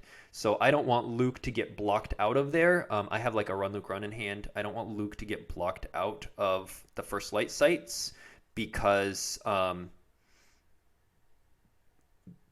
the same CCT problem where if he establishes there and Luke can't deploy to him, it's annoying. So I deploy Luke to his First Light Sight, and I think I have Journal in hand, maybe. But either way, it might have just been Bionic Hand. But I think I had something else besides that Saber. So I deploy Luke and Saber and a green card on him, and I think I draw or something. I don't have a ton of force because I didn't get my activation. So his turn, he plays a guy to the Hoth defensive perimeter and plays a gun, and he plays a First Light Sight to the other side of the 2-0. So the layout is Luke at one First Light Sight, then the 2-0, and then the other First Light Sight with the 2-0 splitting the 2 battlegrounds, which is super annoying. I think I also played Padme with Luke because I didn't want Cad Bane and anyone to just come down and clear Luke, and so I also played Padme as as forfeit fodder. So Luke and Padme were just stuck there with the 2-0 next to it. My Run Luke Run in hand was useless. Like I was pretty annoyed at that good play by Greg, and then he warped Maul over to the defensive perimeter, so he was sitting there with guys at the defensive perimeter doing damage. So I paid to drain 2 with Luke. And then I think I played like Leia and her gun to the Lars farm just to get a used pull to try and get some activation going. And I think I also played Lando there. So he set up like a second guy over at, it was Hondo over at his other first light site, and that gave him 2 gangsters to be able to flip, which he wasn't at 3 battlegrounds yet, but he was doing blaster damage and he was paying to drain, and so he was out damaging me, and I was just like at all the wrong locations. Luke was over stuck on one side of a non-battleground. Leia and Gunn and Lando were over on Tatooine, and like I think I threw a mace into his defensive perimeter, but it like kind of bounced off. He like forfeited some guns used. Maybe I hit a dude, but he killed my guy, and so it wasn't going well. He was doing a bunch of damage. Let me read comments for a sec. You looked at a Let the Wookiee Win from Dennis. It's in fantasy draft. Yeah, people picked me for the fantasy draft, but didn't have any points left for anyone else. Yeah, and I think that needs to be tweaked because I won, but even winning, being at 70 points, I wasn't worth it. And so that's obviously, if you don't know someone's going to win and you're going to pick them at 70, that doesn't make sense, especially because if you know they're going to win and it still doesn't make sense. So yeah, I think the top points will need to be tweaked down a little bit, but yeah, thanks for picking me, guys. I appreciate that vote of confidence. Yeah, I did what I could to try and help you guys win. I guess that's on you for not picking up Robbie and Barry. So I had my guys all at the wrong site. Really, everything was going wrong. I threw some battles into... I battled at the 3rd marker, and then I moved over. He had played the Hoth docking base, so I moved over to run for a little bit, and then he split guys, and I was able to move back in front and block and for a turn, but he was mostly getting damage through a ping of 1 at his first light site and paying to drain 1 or 2 depending on where, and I was just constantly paying to drain with Luke and just trying to get him down because it was already looking not great. At one point, I think I nabrined over Leia and Lando, and they sort of got beaten up, and it was clear I was going to lose, and I was trying to just maximize or minimize, I guess, differential, what he was going to win by. And I think it was here that Greg made a few mistakes. I haven't gone back and watched the coverage for to give you more details on this, but essentially on the last turn, or at least the second to last turn, when I was paying to drain with Luke, I did end up, I think, moved Luke to the 2-2 site, and then it ended up being a drain -1 because Trident Voss wasn't on table. So anyway, I think it was my last turn. Like I paid to drain at one of the sites and paid to drain at the other one, and he was still like losing from deck instead of from hand when he had like a healthy hand, and then in our last battle, I battled with Obi into a stack of dudes at the 3rd marker, and was just suiciding in, and he did a ruck peek where he peeked at 2 cards and took 1 to hand. And then, I declined Destiny and just ate the overflow and ended the game. And so I don't know if he realized that I was he must not have realized I was suiciding in, because that ruck peak took away 1 differential, and he might have had some used interrupts in hand that he could have played in the battle. But by the time it was clear that I declined Destiny, it was too late to play those. And so he ended up winning by 13, but he...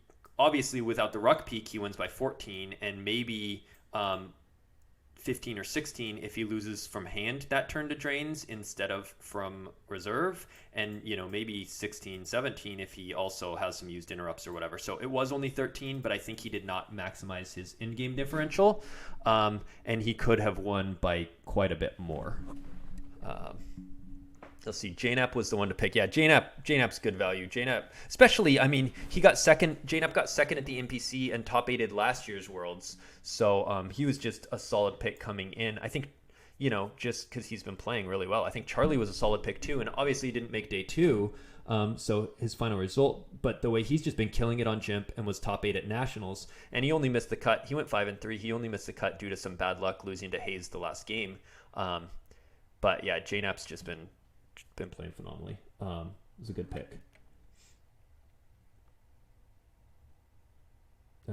Interesting to hear about tactics for differential. Yeah, I think so. This is one area where last year after Worlds, my team had an internal conversation about end game maximizing diff, and I think this is one area where old school players have a good advantage, the Decipher days, because back then every game was diff. Every game you did the how do I maximize my diff, and now it's only in match play, and so people don't have as much experience with it now, and because you don't care about diff and strength of schedule, and a lot of times you don't even get to the end game because it's very clear who's going to win. Like if this was strength of schedule game against Shaw, I would have conceded like 3 turns before, and he would have still had 17, and it wouldn't matter, And so a lot of times you don't even play out those in-game scenarios. So those little maneuverings at the end can really add up in match play. And I think they made a big difference against CRG at Nationals,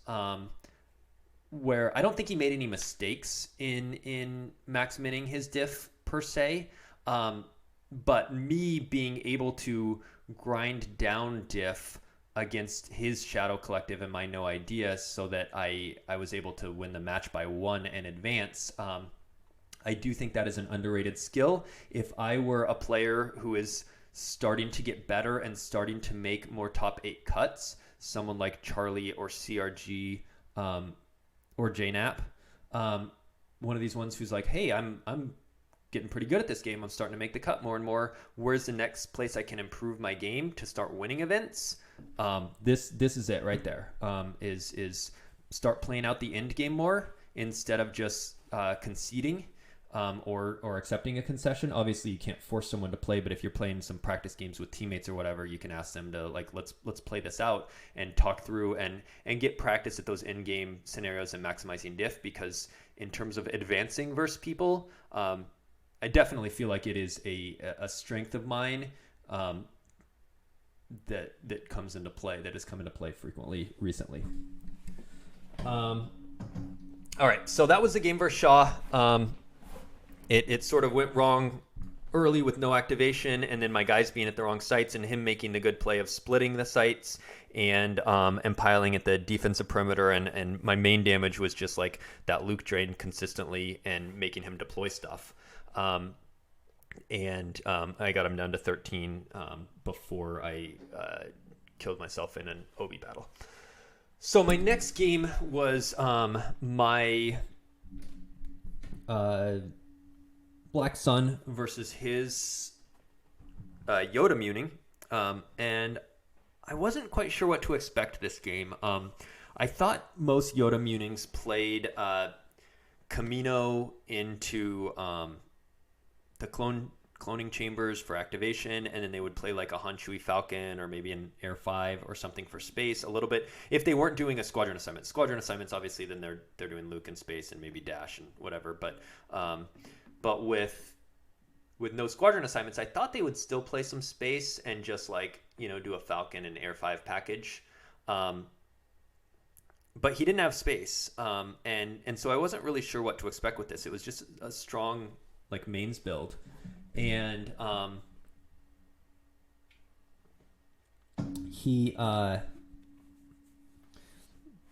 so I do my standard Black Sun move stuff out thing, and he never deploys to me basically the whole game, because he doesn't want me to be able to do Shizor's bounty and just stop him and then be able to like move my bounty hunters around with my objective and stuff. So he doesn't deploy in front of me. He deploys some guys, like a mace and saber maybe, in like array with it, and he starts getting some utility characters out at like my sewer or my uplink station, whatever, my sewer I think, and I get out a ship. I get out like Ellison Hinthra and a pilot, and then he gets out like Leia, and I want to say her gun, but maybe it was just Anakin's lightsaber and some characters with Leia. Maybe that was where the array went. But basically, the board state after a few turns looks like I have a ship with a pilot at the system. I have Emperor over sitting at the Free Emperor site.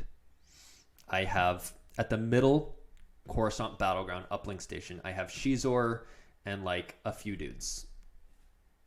I Oh, at one point I moved in front of Mace with a disarmed, and he ended up disarming my character, or he had an Odin combo. Well, both of those things happened at various points in the game. I don't remember which happened first, which happened second, but I was able to get 2 disarms, and at one point he had an Odin combo, at another point he disarmed me first, so I...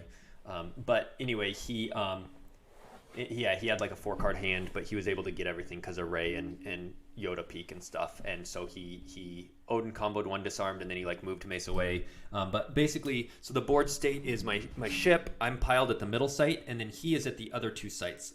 Leia and like lightsaber or blaster or whatever at the Shizor's Palace site, where it's not drain -1 now because Leia's there, and then like Mace and saber and stuff at the sewer site. So I'm doing like 1 and 1, and he's doing like 3 and 3. So I go with Probot over to his Boss Nass chambers. So I go wide, and I'm still just and I deploy U3PO to his Shizor's Palace site. So I'm blocking one of the drains. So now he's doing like 3 at the sewer, and I'm doing 1, 1, and 2. I'm doing 4, which is not enough to win the game. I think he could have just sat with this game state and got me down below 13, what I lost game 1 by. But he decides to go clear Probot, which is a good move. But what he does is he deploys Qui-Gon in front of Probot, and then he deploys the 3-2 site next to it. And the play, which makes sense at the time, is you battle with Qui-Gon, you clear Probot, and then you move Qui-Gon out. And now I'm doing 1 and 1, and he is doing 3 at the sewer and 2 at the 3-2, and he's out damaging me. He's going to win the game. So at the time, it makes sense to deploy that 3-2 site because you want to move Qui-Gon out. However, this is the play that loses him the match, because it does happen that way. He does deploy Qui-Gon. He kills the Probot. He moves out Qui-Gon. But now there's an extra 3rd battleground for me to get resistance going. And that's really bad for him. Mains wants to limit the number of battlegrounds. And so what happens is I use Ellis and send over like everyone that was with Shizor over on top of Qui-Gon. And of course he has, a 4-card hand, and he has quite a mercenary for it, which is annoying. But I have no escape in hand, so I no escape the Ellis, and I play Ellis again. So I end up paying like 9 or 10 force to send this stack of dudes over. And then I think I deploy another 1 or 2 characters on top of the ones that I Ellised, and I battle, and I kill Qui-Gon, and he had started the Gik effect for like, it's Mind Tricks don't work on me, but it's the light side version. I don't remember what it's called. We're Leaving, I think, maybe. So he started the Gik effect, so he doesn't take any overflow. But I'm able to lose my aura from hand, aura, who had been disarmed by this point, and I have a second one in hand. So that I was happy about that, and I think I lost aura and Darrow or something. On this turn that I was going to do this, I realized I messed up and had never revealed my quietly observing characters. So I had Mara in hand, and I checked my reserve, and Dr. E wasn't there. And so I was like, well, I guess I'm just not deploying Dr. E this game. So I just revealed Mara with quietly observing because it's an up to 2. So I revealed Mara. She was an agent, and Dr. E I never deployed. And I was like, whoops, that's lesson learned. So I Ellised over, I cleared out Qui-Gon, and then I moved a dude into the 2-2. So now... And I play resistance. So now the board state is he's doing 2 at the sewer. U3PO is still sitting at the other site. I'm doing 1 at the system, 1 at the uplink station, because the fist wasn't there. I was worried about a landing claw, so I had played a starfighter. 3 at the 3-2 site and 2 at Boss Nass chambers. I'm doing 7 now, and I'm at a 3rd battleground for shadows. So that's the other problem with him deploying a battleground site is now I'm at a 3rd battleground for shadows, the Coruscant site, the Coruscant system, and now the 3-2. So now I'm getting a shadows ping. I'm doing 8 damage, and he's, because of resistance, capped at 2. So we suddenly switched from me doing, before he deployed the 3-2, me doing 1, 1, and 2 when I'm at Boss Nass chambers, 4, and he's doing 3. I'm doing... what I say, 7 or 8 to his 2. So the math just totally swung awfully for him by deploying that 3-2 site. And versus if he had just done Qui-Gon in front of Probot, battle, kill Probot, and just leave Qui-Gon stranded at the 2-0. So I'm doing 1-1, and he's doing 3. He just wins the game outright by 15 plus. So yeah, deploying the 3-2 was a match losing mistake. But he does, and I do all that subsequent stuff I described. I Ellis over, and I take over the 3-2 and the 2-0, and we have a few more maneuverings, a few more battles. Like I think we move around a little bit on Coruscant. He moves in front of Shizor, and I'm able to like deploy Aura and something in front of Mace and move Shizor over. But basically, I'm getting drains over on Naboo of 3 and 2, the 1 space drain, and I'm getting a Shadows ping every turn, and he's not getting much damage through it all. And so I am able to whittle him down, and he cannot do enough damage to get me down below what he needs to. So I win game 2. I believe it was by 15. I don't 100% remember. It might have been 16, whatever. But it was by a couple of force. I do think that where I talked about him not maximizing his differential in game 1, where he like did a ruck peak and took a card to hand in the last suicide battle, and where he like top decked to drains on my last turn instead of from hand, might have also cost him the match. So yeah, a lot went my way with some little mistakes from Shaw there to let me claw back in it and come out on top. So my next game, I am paired against JNap. He is playing Black Sun. He opts to play Black Sun first versus my Qui Muning. And this is the game I'm most fuzzy on of all the details of the weekend. Very tired by this point. If he's in the chat, maybe he'll chime in with some of it. But so he's Black Sun. I'm sure he does his standard setup and flip. I don't remember if I got much activation or not. I think I come down with like a Anakin, and I also have a Mace, and I have exactly 12 force. So I come down with Anakin, hoping he uses the Shizor's bounty on him. So then I can drop Mace for 7. That uses up all my force, play Mace's Saber, and then battle free with Anakin, and then Anakin would be excluded, and Mace would just chop up Shizor and the Vigo. However, he has a barrier in hand, so he barriers Anakin, and he's still holding the Shizor's bounty, so that's a bummer. So I do go ahead and deploy Mace, I think, but that kind of hamstrung me for the turn, because that was I took the gamble that he didn't have a barrier, that he only had Shizor's bounty, and that I'd still be able to force through stuff. And I also had I did have a blaster proficiency in hand, so if he does pass on the Shizor's bounty on Anakin, and then I play Mace, and then he uses it on Mace, I could battle, hit Shizor, operate, and he'd also need the imbalance combo in hand to stop that. So that was my game plan. Didn't work out because he had the barrier. I'm gonna stretch for a second. So then I think he just sort of like ran away from Mace and Anakin. I'm pretty sure all this happened. And then he set up his system, and I think I needed to go. Oh, I know what else happened early. Maybe even before the Mace Anakin thing. I deployed Luke over to the Lars farm because I think I wasn't getting activation, and I wanted to pull activation, and I wanted to flip back his Black Sun objective. So I deployed Luke over to the Lars farm, and Luke just sat there almost the whole game, just draining. And I think he got back up at some point in case JNap went CAD and somebody. I think I deployed like Lando or Chewie for a used pull, or maybe it was just Padme or something. But somebody, some kind of fodder with Luke. So Luke was chilling over at the Lars farm, and I was just deploying some guys, but I think at one point I tried a Nabran, and he had a Canceller or a Sense. And then at one point I think he got a U3PO going. Oh yeah.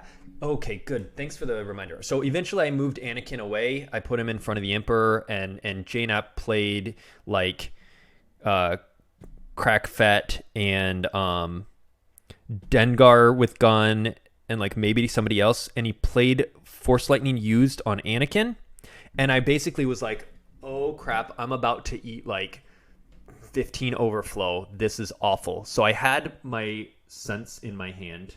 Um, and so I went for the sense on Force Lightning. Um, Basically being like, if he hits Anakin, I'm peeling like 15 here. And so I don't know if I would have used a sense if he had done the Force Lightning first before deploying all the guys, because I might have been like, all right, well, I don't know how much he has, but he had deployed a crap ton of guys, including Dengar, who got 2 shots, 2 cracks at it, and Crack Fett. And so I was like, if he hits Anakin here, I'm peeling a bunch. So I went for the sense, and Janap didn't have his own counter sense in hand. And Luke being over at the farm made my sense successful. So Anakin was not defense value 1, he was a 5 instead. And so Janap battled and shot twice with Dengar, missed twice. I got very lucky there. And then he flipped 3 destinies, and they were all low too. It was like 4-2-1 or something. There might have been one medium one, like a 4, I think 4-2-1, but it might have been like 2-2-1. It was really bad destinies for him. And I think I hit a dude and maybe killed a dude with attrition. But at the end of the battle, I had to lose Anakin and peel 8 more, which is awful, obviously. But if I hadn't had his 8 forfeit, I would have had to lose Anakin and 16. So that sense, basically me having my 1 copy of Sense in hand, him not having one of his 2 copies of Sense in hand, and then him still missing. He could have still hit even without. Anakin's only a 5, and there's plenty of 5s and 6s, obviously Emperors in the deck. So he could have still hit, or he could have drawn better for Battle Destiny. He didn't. He drew awfully that battle, and I had the sense, and so that saved me 8 force and the match. So to win at Star Wars cards, you have to not only play well, you also have to meta well, and you also have to get lucky. It's sort of like, I guess, a poker tournament, right? Where you've got to play well and you've got to run hot. So that battle was definitely an example of me running hot and just getting lucky. But he really capitalized on that, my being too aggressive, by just bringing the house to Anakin and making me peel 8. And like I said, it would have been 16 if things had gone a little different that battle.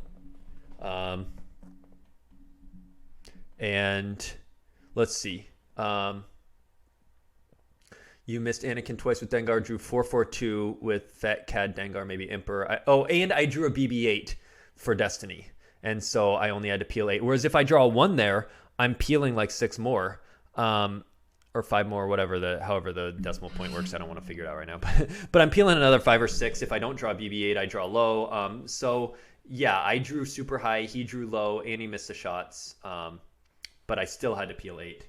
And JNAP said, I knew you didn't have the Hoojix with the sense on Force Lightning. Obviously, if I'm just going to Hoojix the battle, I don't bother sensing Force Lightning. So me flipping BB-8 was also big. So I peeled 8 there. At some point, I think I Nabrin'd Luke over, or tried to, and or I did. I think I got a successful Nabrin and like battled and killed Shizor maybe, or killed somebody, just kind of blocked a drain, and I went to the sewer. I think Mace eventually made his way over to the sewer maybe, or no, I went with like Rey, Padme, and BB-8, and I think I got in like a round of drains with them and a BB-8 ping for a turn, so that got me like 3 more damage. At this point, I was like, the game was going bad after peeling 8 with Anakin, with Luke being on the wrong thing, like with it just like. The game was not going my way, and so it was like I just need to push some damage through. So it was like Padme and Rey and BB-8 were at the sewer, and he came down with some stuff, and he killed the BB-8 after a turn or 2. But I was just trying to get damage through. He was just trying to get damage through, and we were just sort of trading. He had shadows in the system drain and drains a 1, and I think he also played a Probot over to my JCC, and I played like OB in front, and I think he had a barrier, and then he just moved Probot away. So we were just doing the sort of standard, like trying to get damage through stuff. Yeah. So in the end, by the time I ran out of force, JNAP won that first game by 11.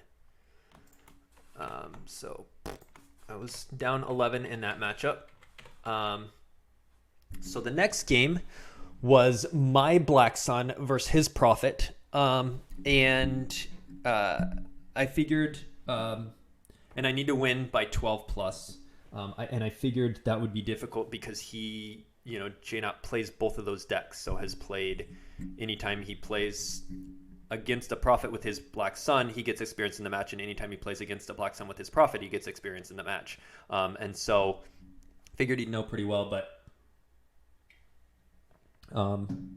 what to do. But I knew I had to win by 12. I knew I'd have to get kind of aggressive.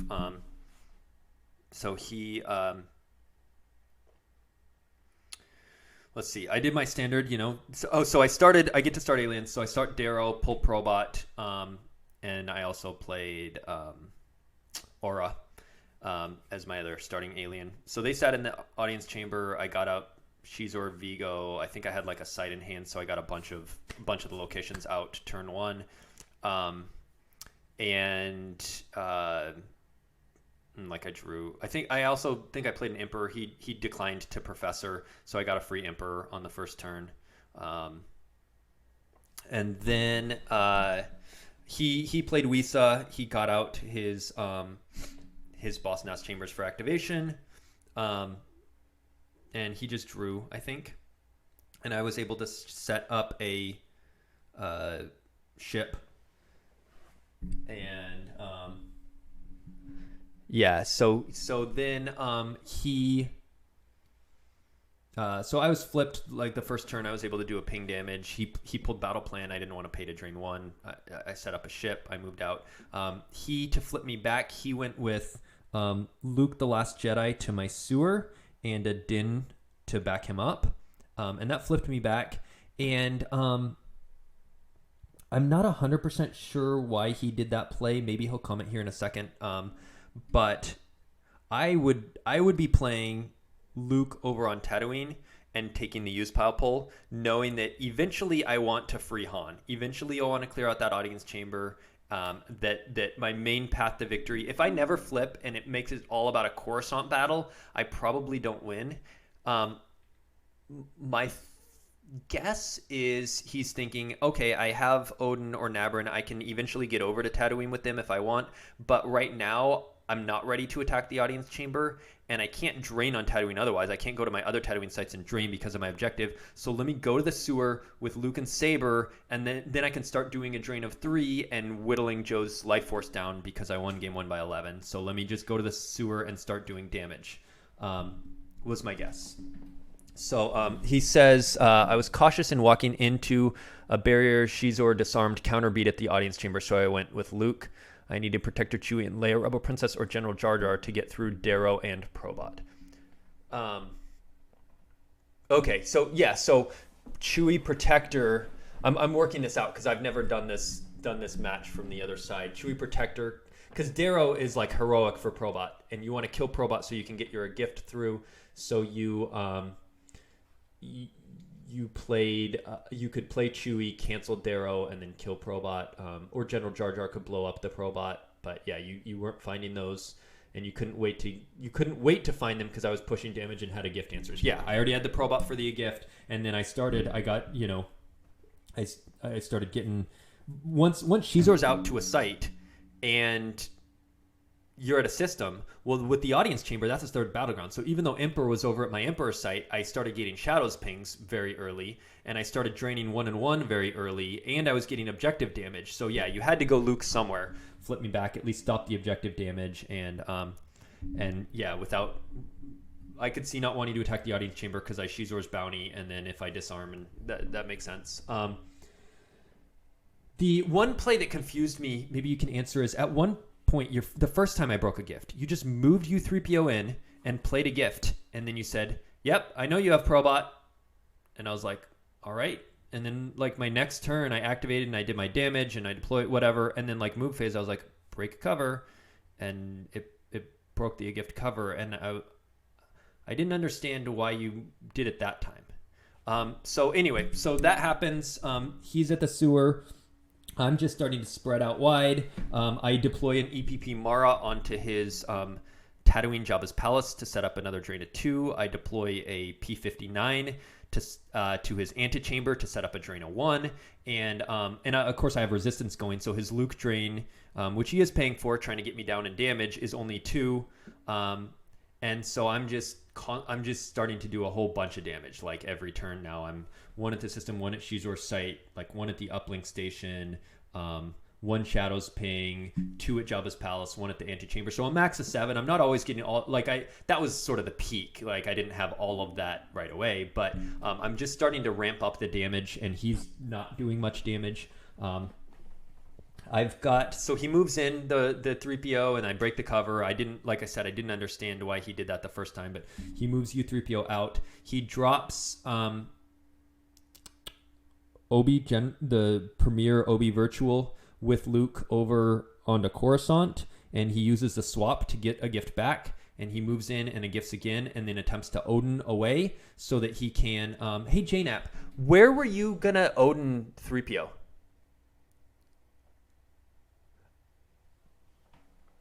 Trying to save a turn of damage with the -1 force trains. I had OBV. Yeah, I should have just waited a turn and used resources differently. Gotcha. Yeah. So, I mean, it did, when he's undercover, it stopped a Shizor drain. It stopped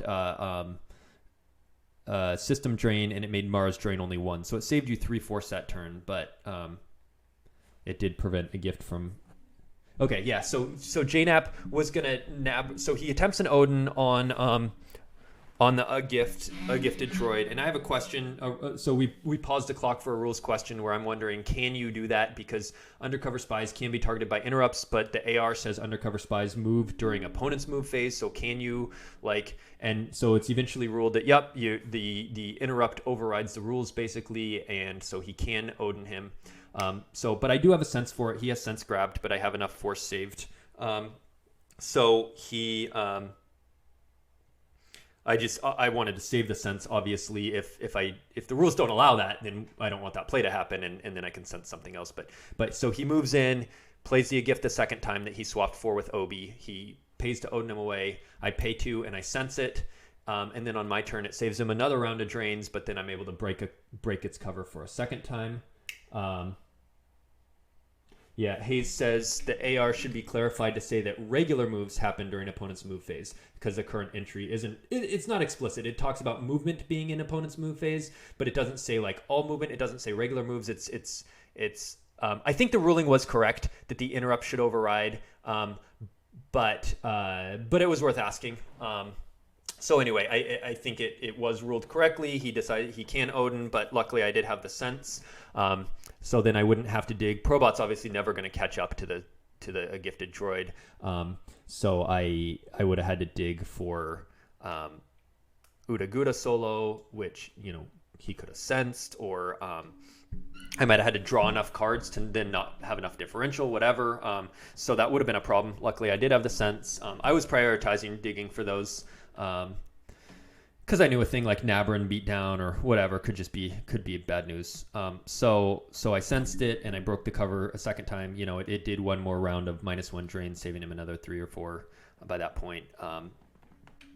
So at this point he's pretty desperate. He comes out to Jabba's palace in front of Mara. And he comes down with a EPP Chewie, a Bowie, which I let pass, and he gets a used pull, and then he comes down with a Lando with Axe, which I let him used pull, and then I use a barrier on. And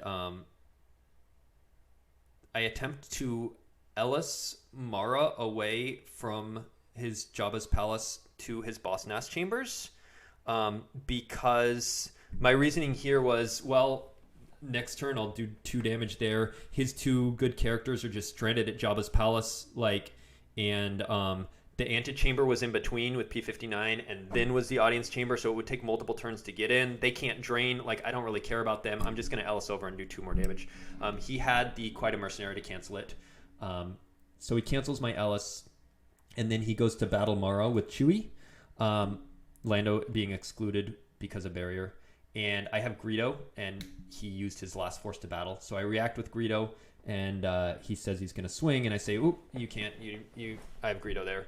So he's bummed out about that, and I decline to swing with Mara because if I hit, then Chewie will get a Battle Destiny, and I don't care about overflow. I'd rather keep board presence, so I don't swing. I just draw a Destiny, and I don't cause any overflow, but I clear out Chewie. So now it's just Lando with Axe against like Greedo and Mara. So I do another round of drains, drain one at the antechamber, one in space, one and one at my sites, and I do a Shadows Ping, and I kill Lando. I think I deploy some other character. He still has no force to be able to use Lando's text, right? So Lando's now sitting there, and Greedo's still there, so he can't even exclude with Lando. I think I deploy another character and battle, and Lando draws like a 5 and clears Greedo and somebody else, but whatever. Mara's left alive there. Lando's dead. Also when he deployed Chewie and Lando, he played Draw Their Fire. So he got a retrieve. I didn't have secret plans. I was shield busted. He got a retrieve off of that, and I lost one when he battled with Chewie. But I got that back when I battled into Lando. So it was a wash there. And then his next turn, he like pays to drain, and he plays Leia and battle planes. And then I have like 2 Cad Bane in my hand. So I use and I'm worried about a barrier. What I was worried about is I deploy Cad Bane, he barriers, and then he battles with Leia, and he gets a Leia retrieve, and he gets a Draw Their Fire Ping, and da-da-da, and I'm worried if he has barrier. So I sewer swap one of the Cad Banes into a Zam, and so I deploy Zam, and I deploy Cad Bane. I just go 2 characters, and I battle. So now I get another first strike damage and retrieve, so now it's actually netted me positive force.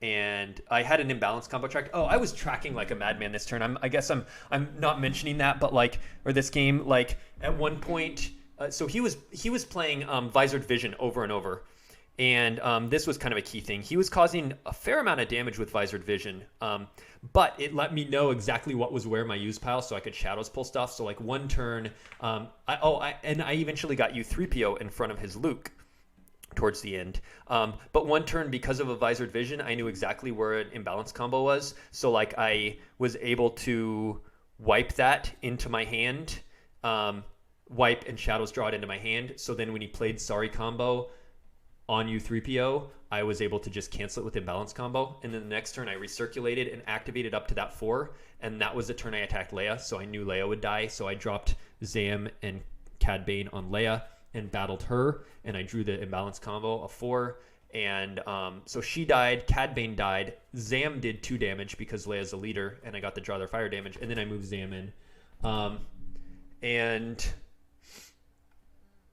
let's see, says, did I try to Nabrin 3PO the first time I moved him in and you sensed it?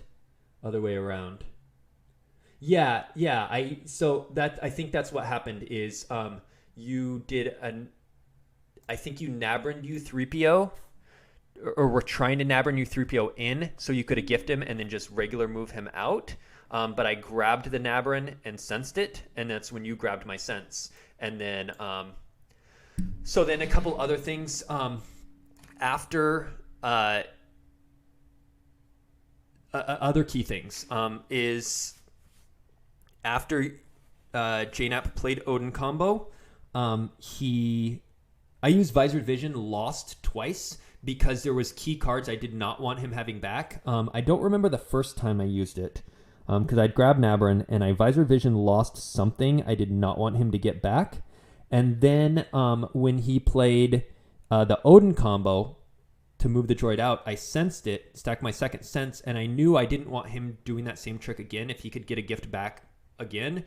And so I played Visored Vision, lost to kill the Odin combo so that he couldn't move around. And quite a merc. That's what it was. So he played when I attempted the Ellis on Mara over when he played Chewie and Lando, he played quite a merc, and I played Visored Vision, or Voyeur. I played Voyeur, and I named quite a mercenary, and Jared was like, oh, nice. And then I go lost, and he was very surprised. He thought I was just pinging for one. He's like, lost? That's sort of weird. But I had U3PO in hand, and so I deployed U3PO the next turn. I didn't want him to be able to just 3PO that into hand and kill my U3PO, so I played it lost on quite a mercenary to make my U3PO more invulnerable the next turn. And then I no escaped for it, so that I had it in hand again. And then when he played the Odin combo, I played it lost to kill the Odin combo so that he wasn't able to just warp around. Basically, I wanted to grab Nabern. I wanted to stop Odin combo. I wanted to limit his movement so that I could just spread wide. So I used Voyeur twice, both lost. But meanwhile, he was pinging me with Visored Vision. He pinged me for, I would guess, 3 that game, maybe 4, with Visored Vision. And that was good. It was useful for him, but I was more concerned with killing the other interrupts. Yeah, I played.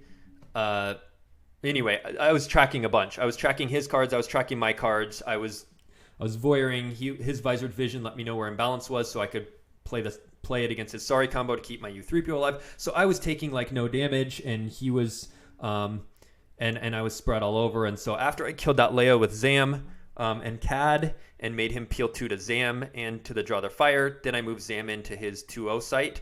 Because I figured if he had another character, why let him come down to the battle plains, clear my Zam, and maybe be immune and stay there at a site he can do damage? I might as well move into one. They're both drain 2s for me. So I moved in. But the next turn, he was down to like 9 force by this point because I've just been doing shadows and drain damage every turn.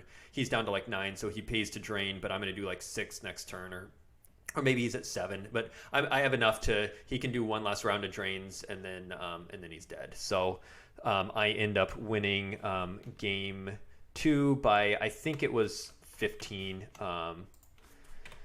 He's not able to get me down to the 10 range.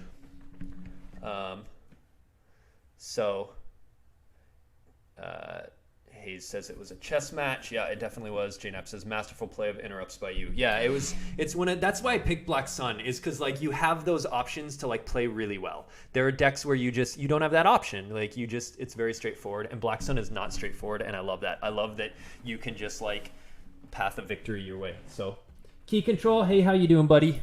Needs more Darth cards. I did not. I played 1 Darth Vader on the whole weekend. I played 1 on the first day and 0 on the second day. Darth Vader, he's okay. He's not great. He's just okay. Where's the raid? Bring all the people. I would have to switch to some... I don't know what the meta like is in auto chess right now. I haven't played for a few weeks. So I remember there's some new... The latest I saw, the new character had just come out that like freezes everybody while he attacks super fast, and he was kind of annoying. All right, so that was my JNAT match. I advanced there, and now, and if you notice, I lost with Quaimuning. I lost and then won with Black Sun. I lost with Quaimuning and then won with Black Sun. And this is pretty typical in match play when one side is stronger. Since you pick, the higher seed picks their side of deck, they usually start with the stronger deck, what they feel is stronger, and they usually win that first one. And then the other person usually wins on their stronger side of the force. And so then it's just a matter of who wins by more. And that's exactly what played out as I was behind and came back and was behind and came back.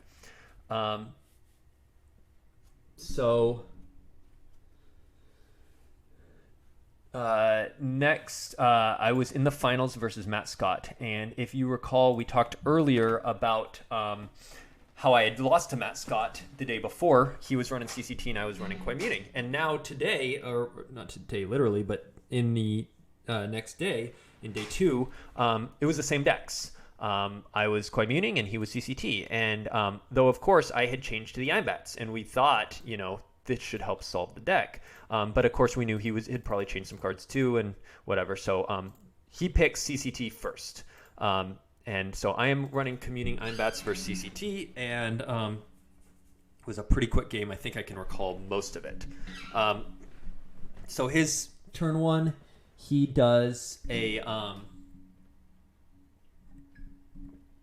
standard move Fett over and flip. My opening hand, I can recall most of it because most of it came into play.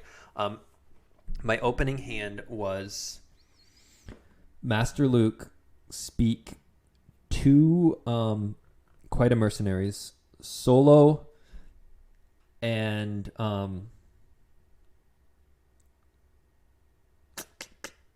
like a Mace and like 2 other cards, whatever. A journal was one of them, and then something else. And so I am happy about having journal. I am, because I know he was playing like 3 disarms the day before, and journal is huge, right? Just stops disarmed. I am happy about the Speak. I'm happy about the Luke. And I'm happy about the do Quite a Mercenaries because I can cancel Stunning Leader. So it's a very good hand for me. Excited. So his turn 1, he just deploys Fet, moves over, flips, standard. My turn. Oh, and the last card was the Lars Farm. I had the Lars Farm in hand. Hayes says journal all in caps. I hadn't yet said journal. I'm sure when he typed that. He says, I literally walked away when I saw your 8. Yeah, you can. I mean, like, I had activation, I had journal, I had a Luke, I had, that's all you need. Like, it's and the Quite a Mercenary to cancel. So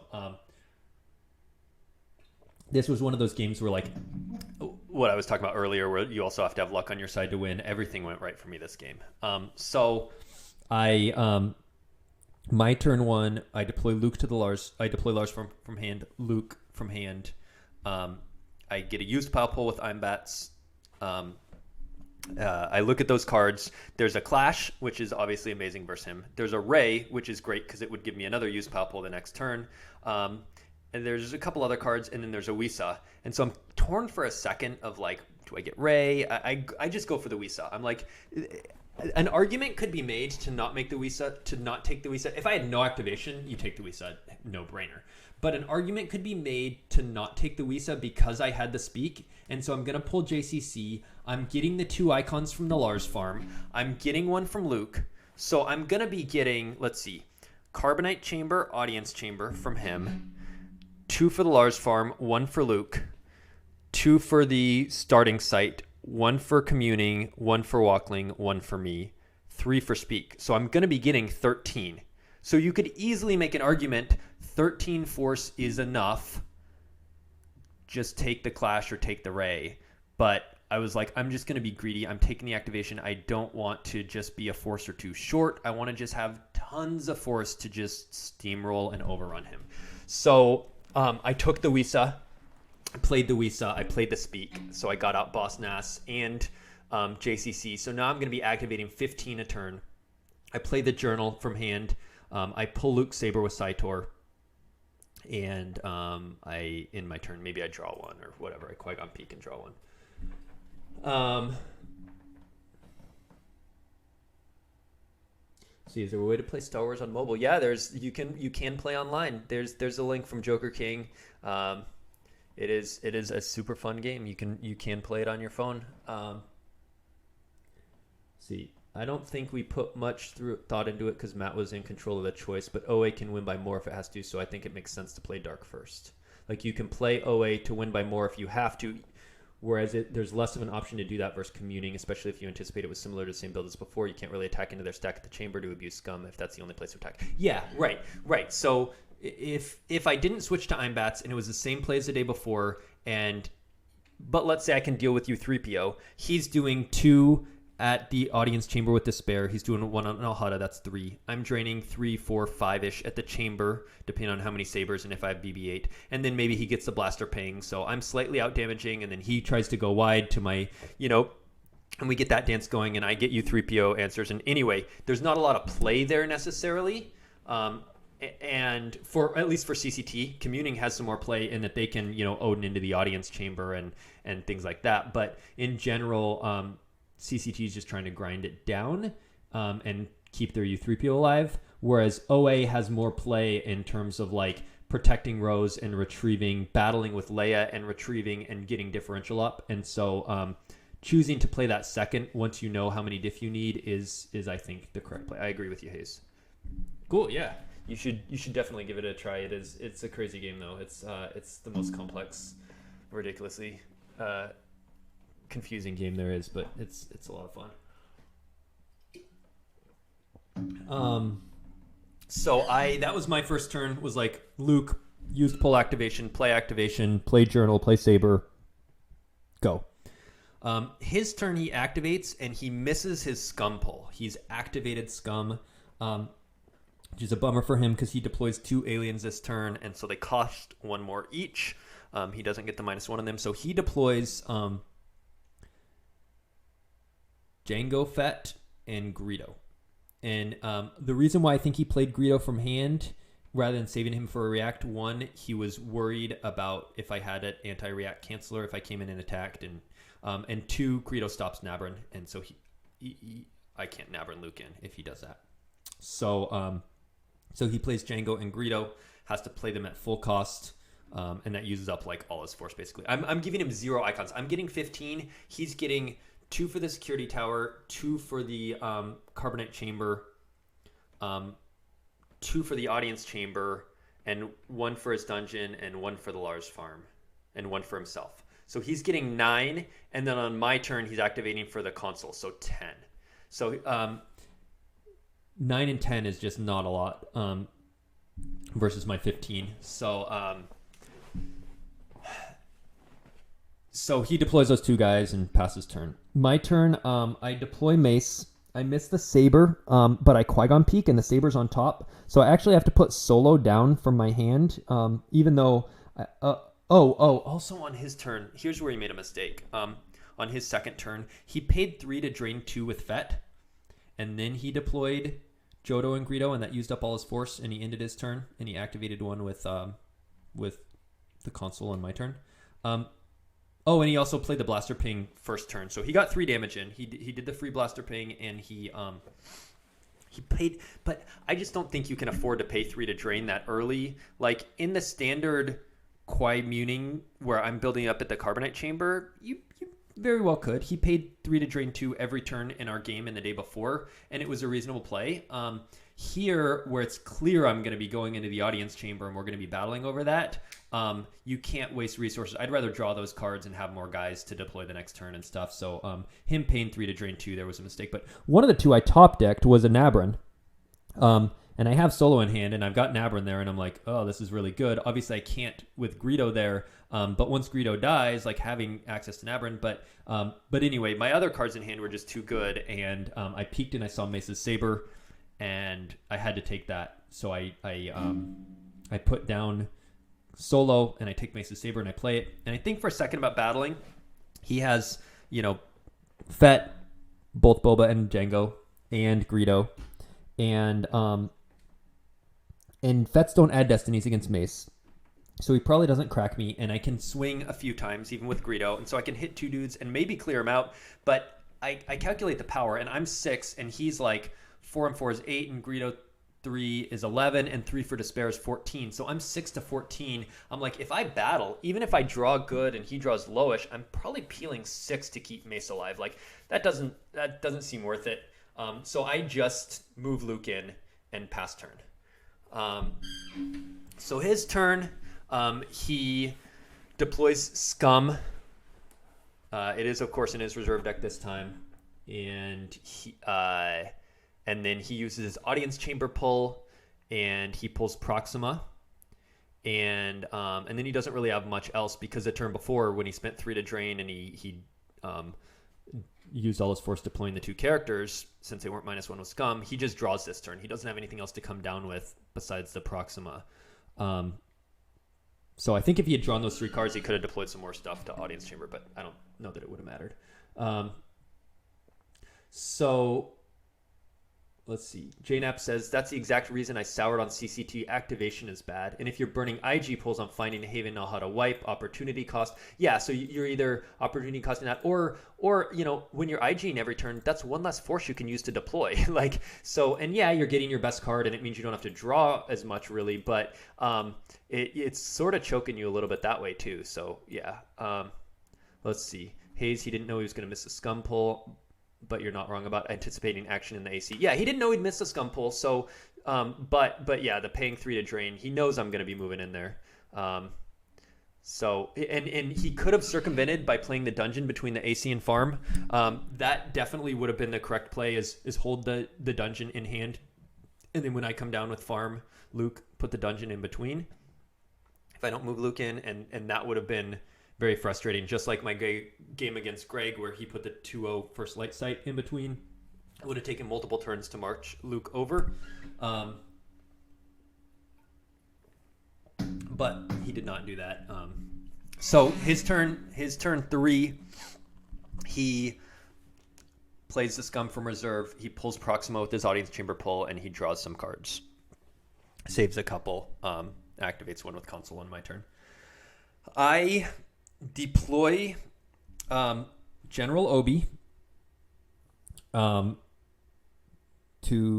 the Audience Chamber. I deploy Leia to the Audience Chamber, and he barriers Leia. I think he was worried about Leia's gun.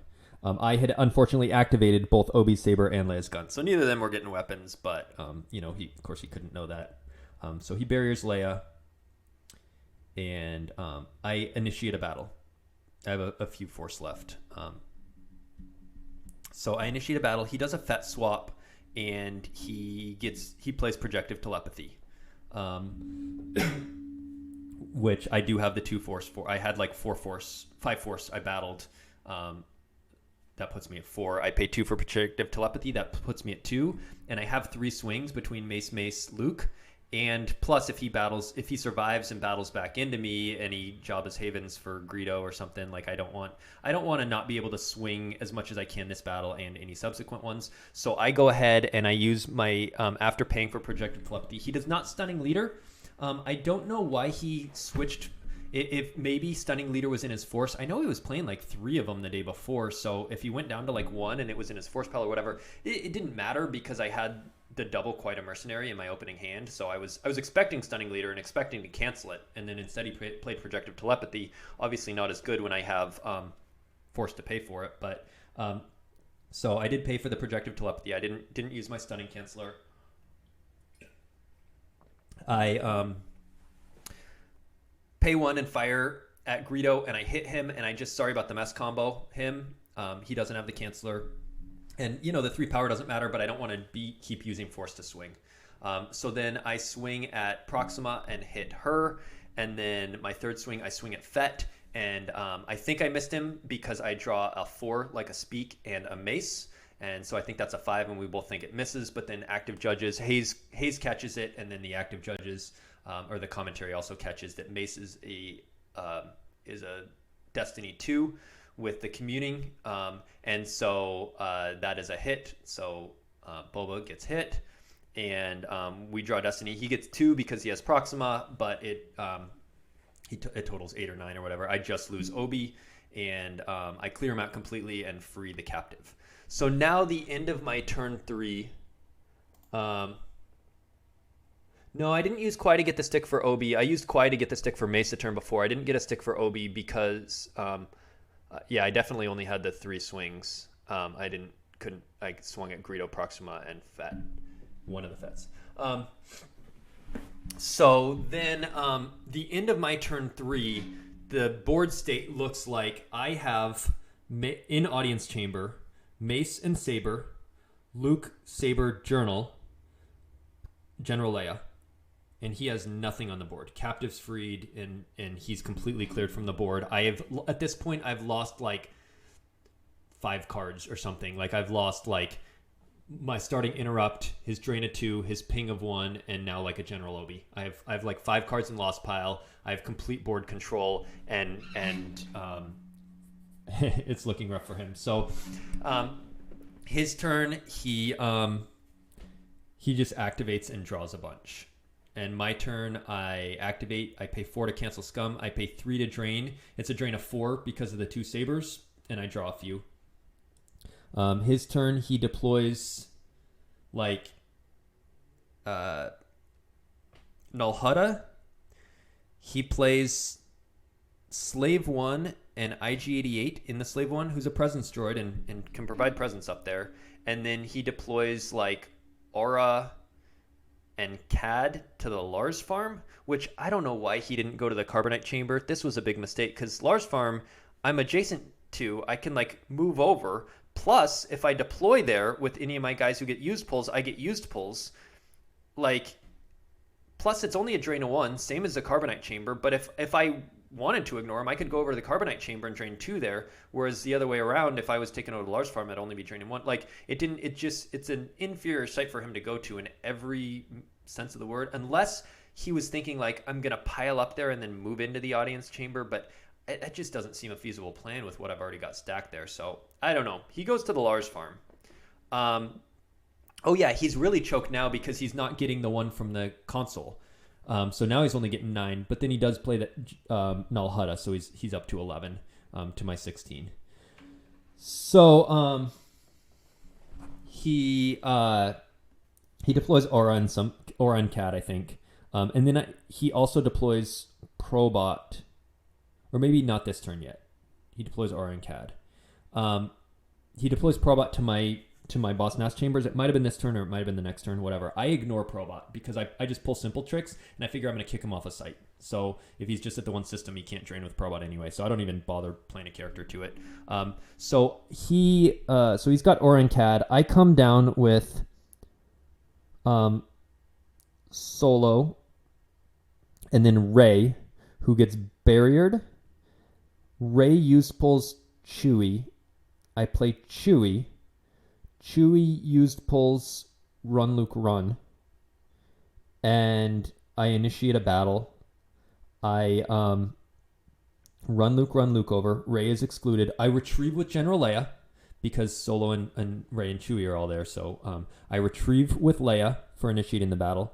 I run Luke Run. Right now I'm just like, I'm in diff maxing mode. I know I've already won the game and I'm like, I need to not draw too much. I need to retrieve where I can. Like I'm already in diff maxing mode. Like my Qui-Gon stuff is like I'm putting down like the battle planes and drawing for like used 5s, and like I'm trying to get used interrupts in my hand, and just I don't want to go too extreme and like let him back into doing damage, but I'm really already in diff maxing mode. So I battle with Leia, Ray's excluded, run Luke Run. So it's Luke, Bowie, and Solo versus Aura Cad. He swings with Aura. I cancel with Journal. I swing with Luke. I think I hit, but maybe not. I draw 2 Destiny, and I swing with Bowie. I can't remember if I hit both. Maybe I think one of them survived. Yeah, one was a miss. I drew a 4-1, and it was a 1. It was not a mace. Matt made a joke about like it's not a 4-2 this time or whatever. So I missed one of them. I hit one of them. I draw 2 Destiny. He has to lose both and peel like 6 or something. But I mean, and of course I paid to drain for 4 that turn before deploying all these characters. So then the next turn he comes down with like some guys at the Carbonite Chamber and Probot to, if Probot wasn't out the last turn, then it was this turn. So I deploy like Yoda from hand, or maybe I kept the Yoda. I deploy some character from hand, I believe, at the Carbonite Chamber, and I use Solo's text to Nabrin from my lost pile. I Nabrin over like Luke, Solo, Chewie, and send them over to the Carbonite Chamber. After, of course, training for 3 and 2, then I send everyone over from the Lars farm to the Carbonite Chamber on top of whatever stupid. I think he had like P59,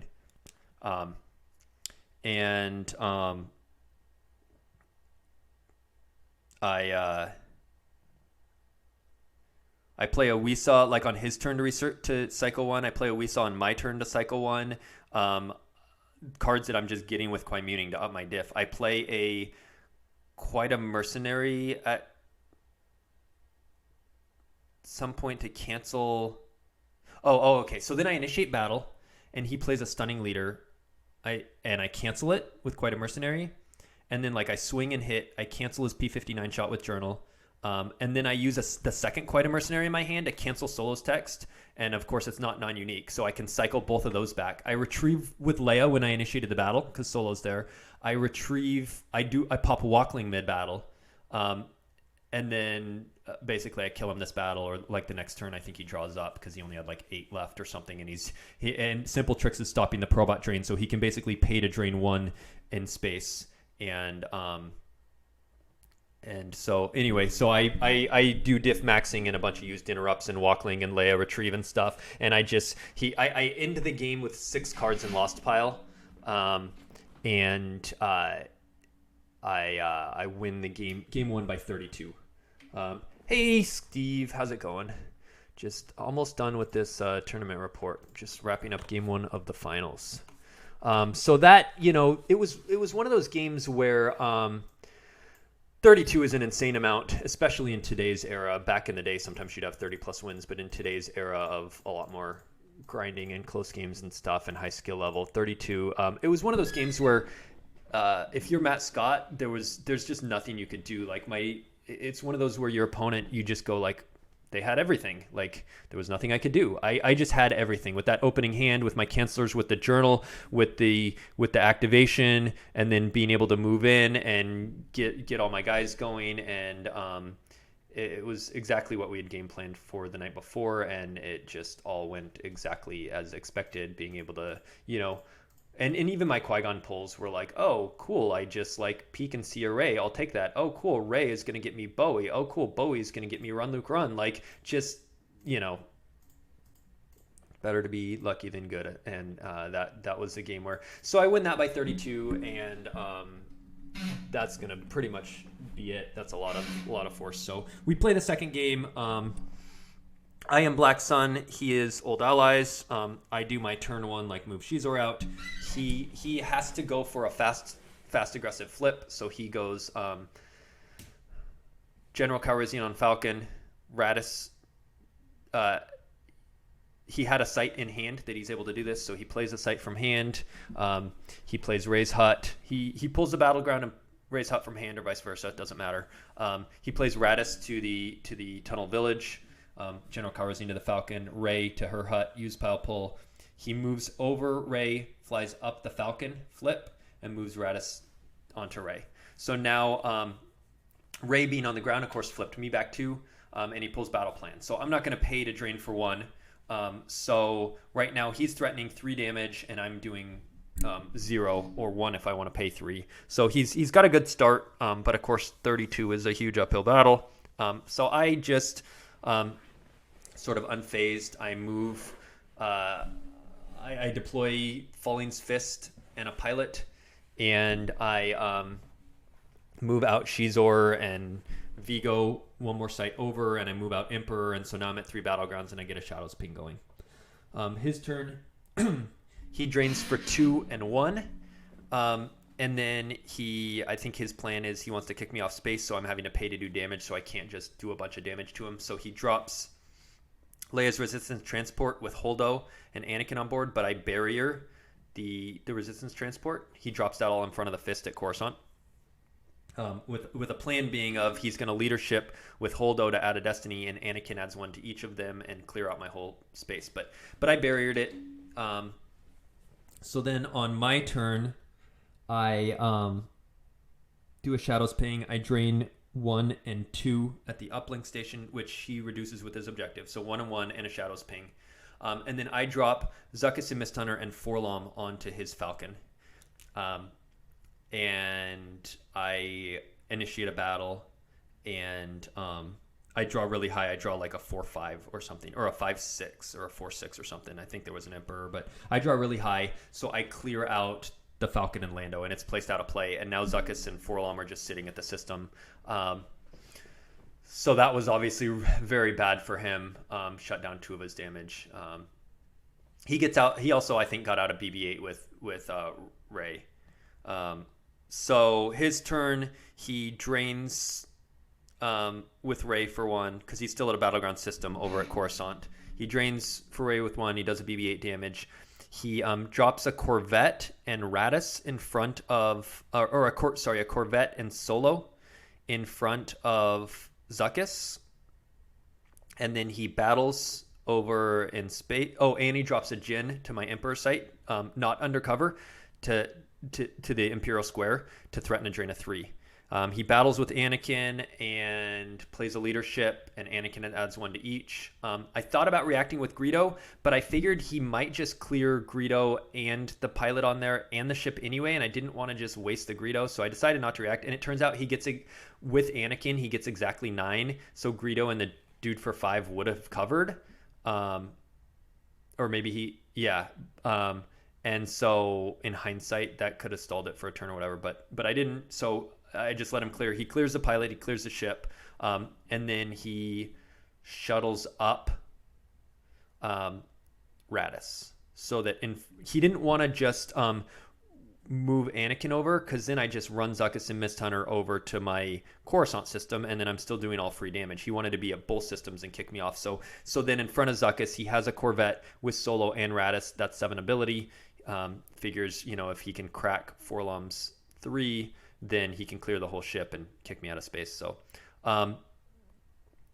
my turn, I deploy P-59 to Jyn, and I deploy some forfeit fodder on the Zuckuss and Mist Hunter. I think maybe a Cad Bane, and I do my drain ping damage, and I battle with P-59 and I shoot, and he uses their tracking us to make it a miss, and we just bounce off each other. P-59 dies, Jyn dies. His turn, he drains like at Coruscant and on the ground and BB-8 ping, and he deploys like a Rose, and he Jedi Levs Rey and plays her again. And I don't think he battled in space. But he deploys Jyn again to the Imperial Square. And I move Zuckuss in front of the for whatever reason, I moved Zuckuss over after deploying Cad on it. I moved it in front of the Anakin ship. And his turn, he didn't battle with Anakin. Oh, because he had to lose Poe to the attrition when I drew with the fist. He lost, not Poe, but he lost Holdo. I might have been saying Poe this whole time. Holdo was the admiral he had that he added with leadership. Anyway, he had to lose Holdo when I drew the Destiny, so it was just Anakin on the transport, and so he decided not to battle with that. He just, deployed Jyn again to the Imperial Square. So I get in my damage, free damage, with shadows and with... So I activate... this turn, actually, I activate everything. This is the last turn of the game. I activate everything. It leaves me 1 in my reserve. And I ask him how much is in... I do my free damage, my drains, and my shadow ping. And I ask him how much. And he has set 22 in life force and either 7 or 9 in hand. And I'm like... I don't remember which it is, but he can get up to like 29 or 30 or whatever. But I won by 32. So even if every single card in his hand is a used interrupt, he still can't get it up to enough to win. So at this point, I go like, why am I still playing this game? It's still very much up in the air, right? I still have Zuckuss and 4-Lum up in space. I'm doing damage. So my turn in my hand right now, I have EPP Mara. I have Dr. E.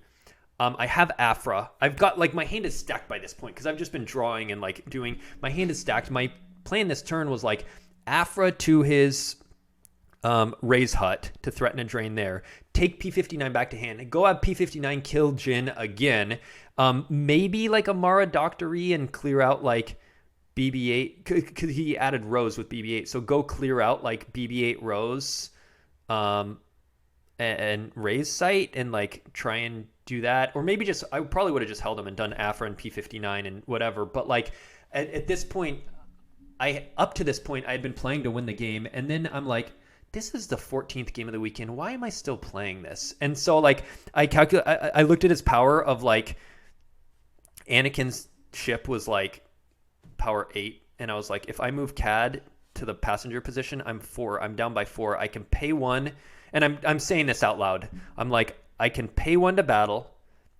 I'm down by 4 with Cad in the passenger spot, so I can just peel the 1 from my use that I paid to battle, the 1 from my reserve that I couldn't activate, and however much other doesn't matter. And then I just draw in my draw phase. I'm like, so I'm just going to end the game. And so and he's like, all right, good game. So he was kind of half-hearted into it too. By this point, he was pretty, deflated by that turn 1 win. So he was playing it out, but it wasn't, he knew he couldn't win, especially once he got down below 30. So Matt wins game 1 or game 2 by 22. I don't know how that would have played out. I had a lot of stuff. I think I actually win that game because of the whole Zuckuss blowout early, clearing the Falcon just made him then have to devote so much more resources to space that by the end, all he had on the ground was the Jin, who I was going to go kill with P59, and then a Ray Rose BB-8. But like, that's really weak. I in my hand, I had IG, EPP Mara, Dr. E, like some other character, like the Afra, and so I was just like ready to go ham on him on the ground because he was having to devote everything to space because of that Zuckuss and Forlom blowout early that I think I just win that game. But at that point I was like, why am I still like, let's just call this. So kind of an anticlimactic ending due to that game 1. But yeah, so that was my last game. Won back-to-back Worlds, was very exciting. My team was all very happy. Lee bought us all some champagne at the bar, and we just hung out as a team, and got to play some games that night. Played a game of Avalon, and I don't remember what we did for dinner that night. Did something for dinner. I don't know. But yeah, we went to a Mediterranean place. It was really good. And we went, and Casey came with us and hung out, and had some dinner, played some games, and was excited not to scrub out on my on the weekend I got into the Hall of Fame, and that also validated it a little bit in my mind, where I was like, it's kind of one of those like cases where you could debate like, does this person really deserve to be in it? But then winning the back-to-back Worlds really made it a pretty clear cut. Like, all right, I feel like I deserve that. Cool. So really fun weekend. A lot of props to my team for deck advice and playtest games and building and teching and switching, like being able, like making our Kwai Muning, which lost to Matt day 1, and then beat him by 32 day 2 because of obviously a lot going right, but then also some of those key IMBATS changes making CCT a lot easier match. I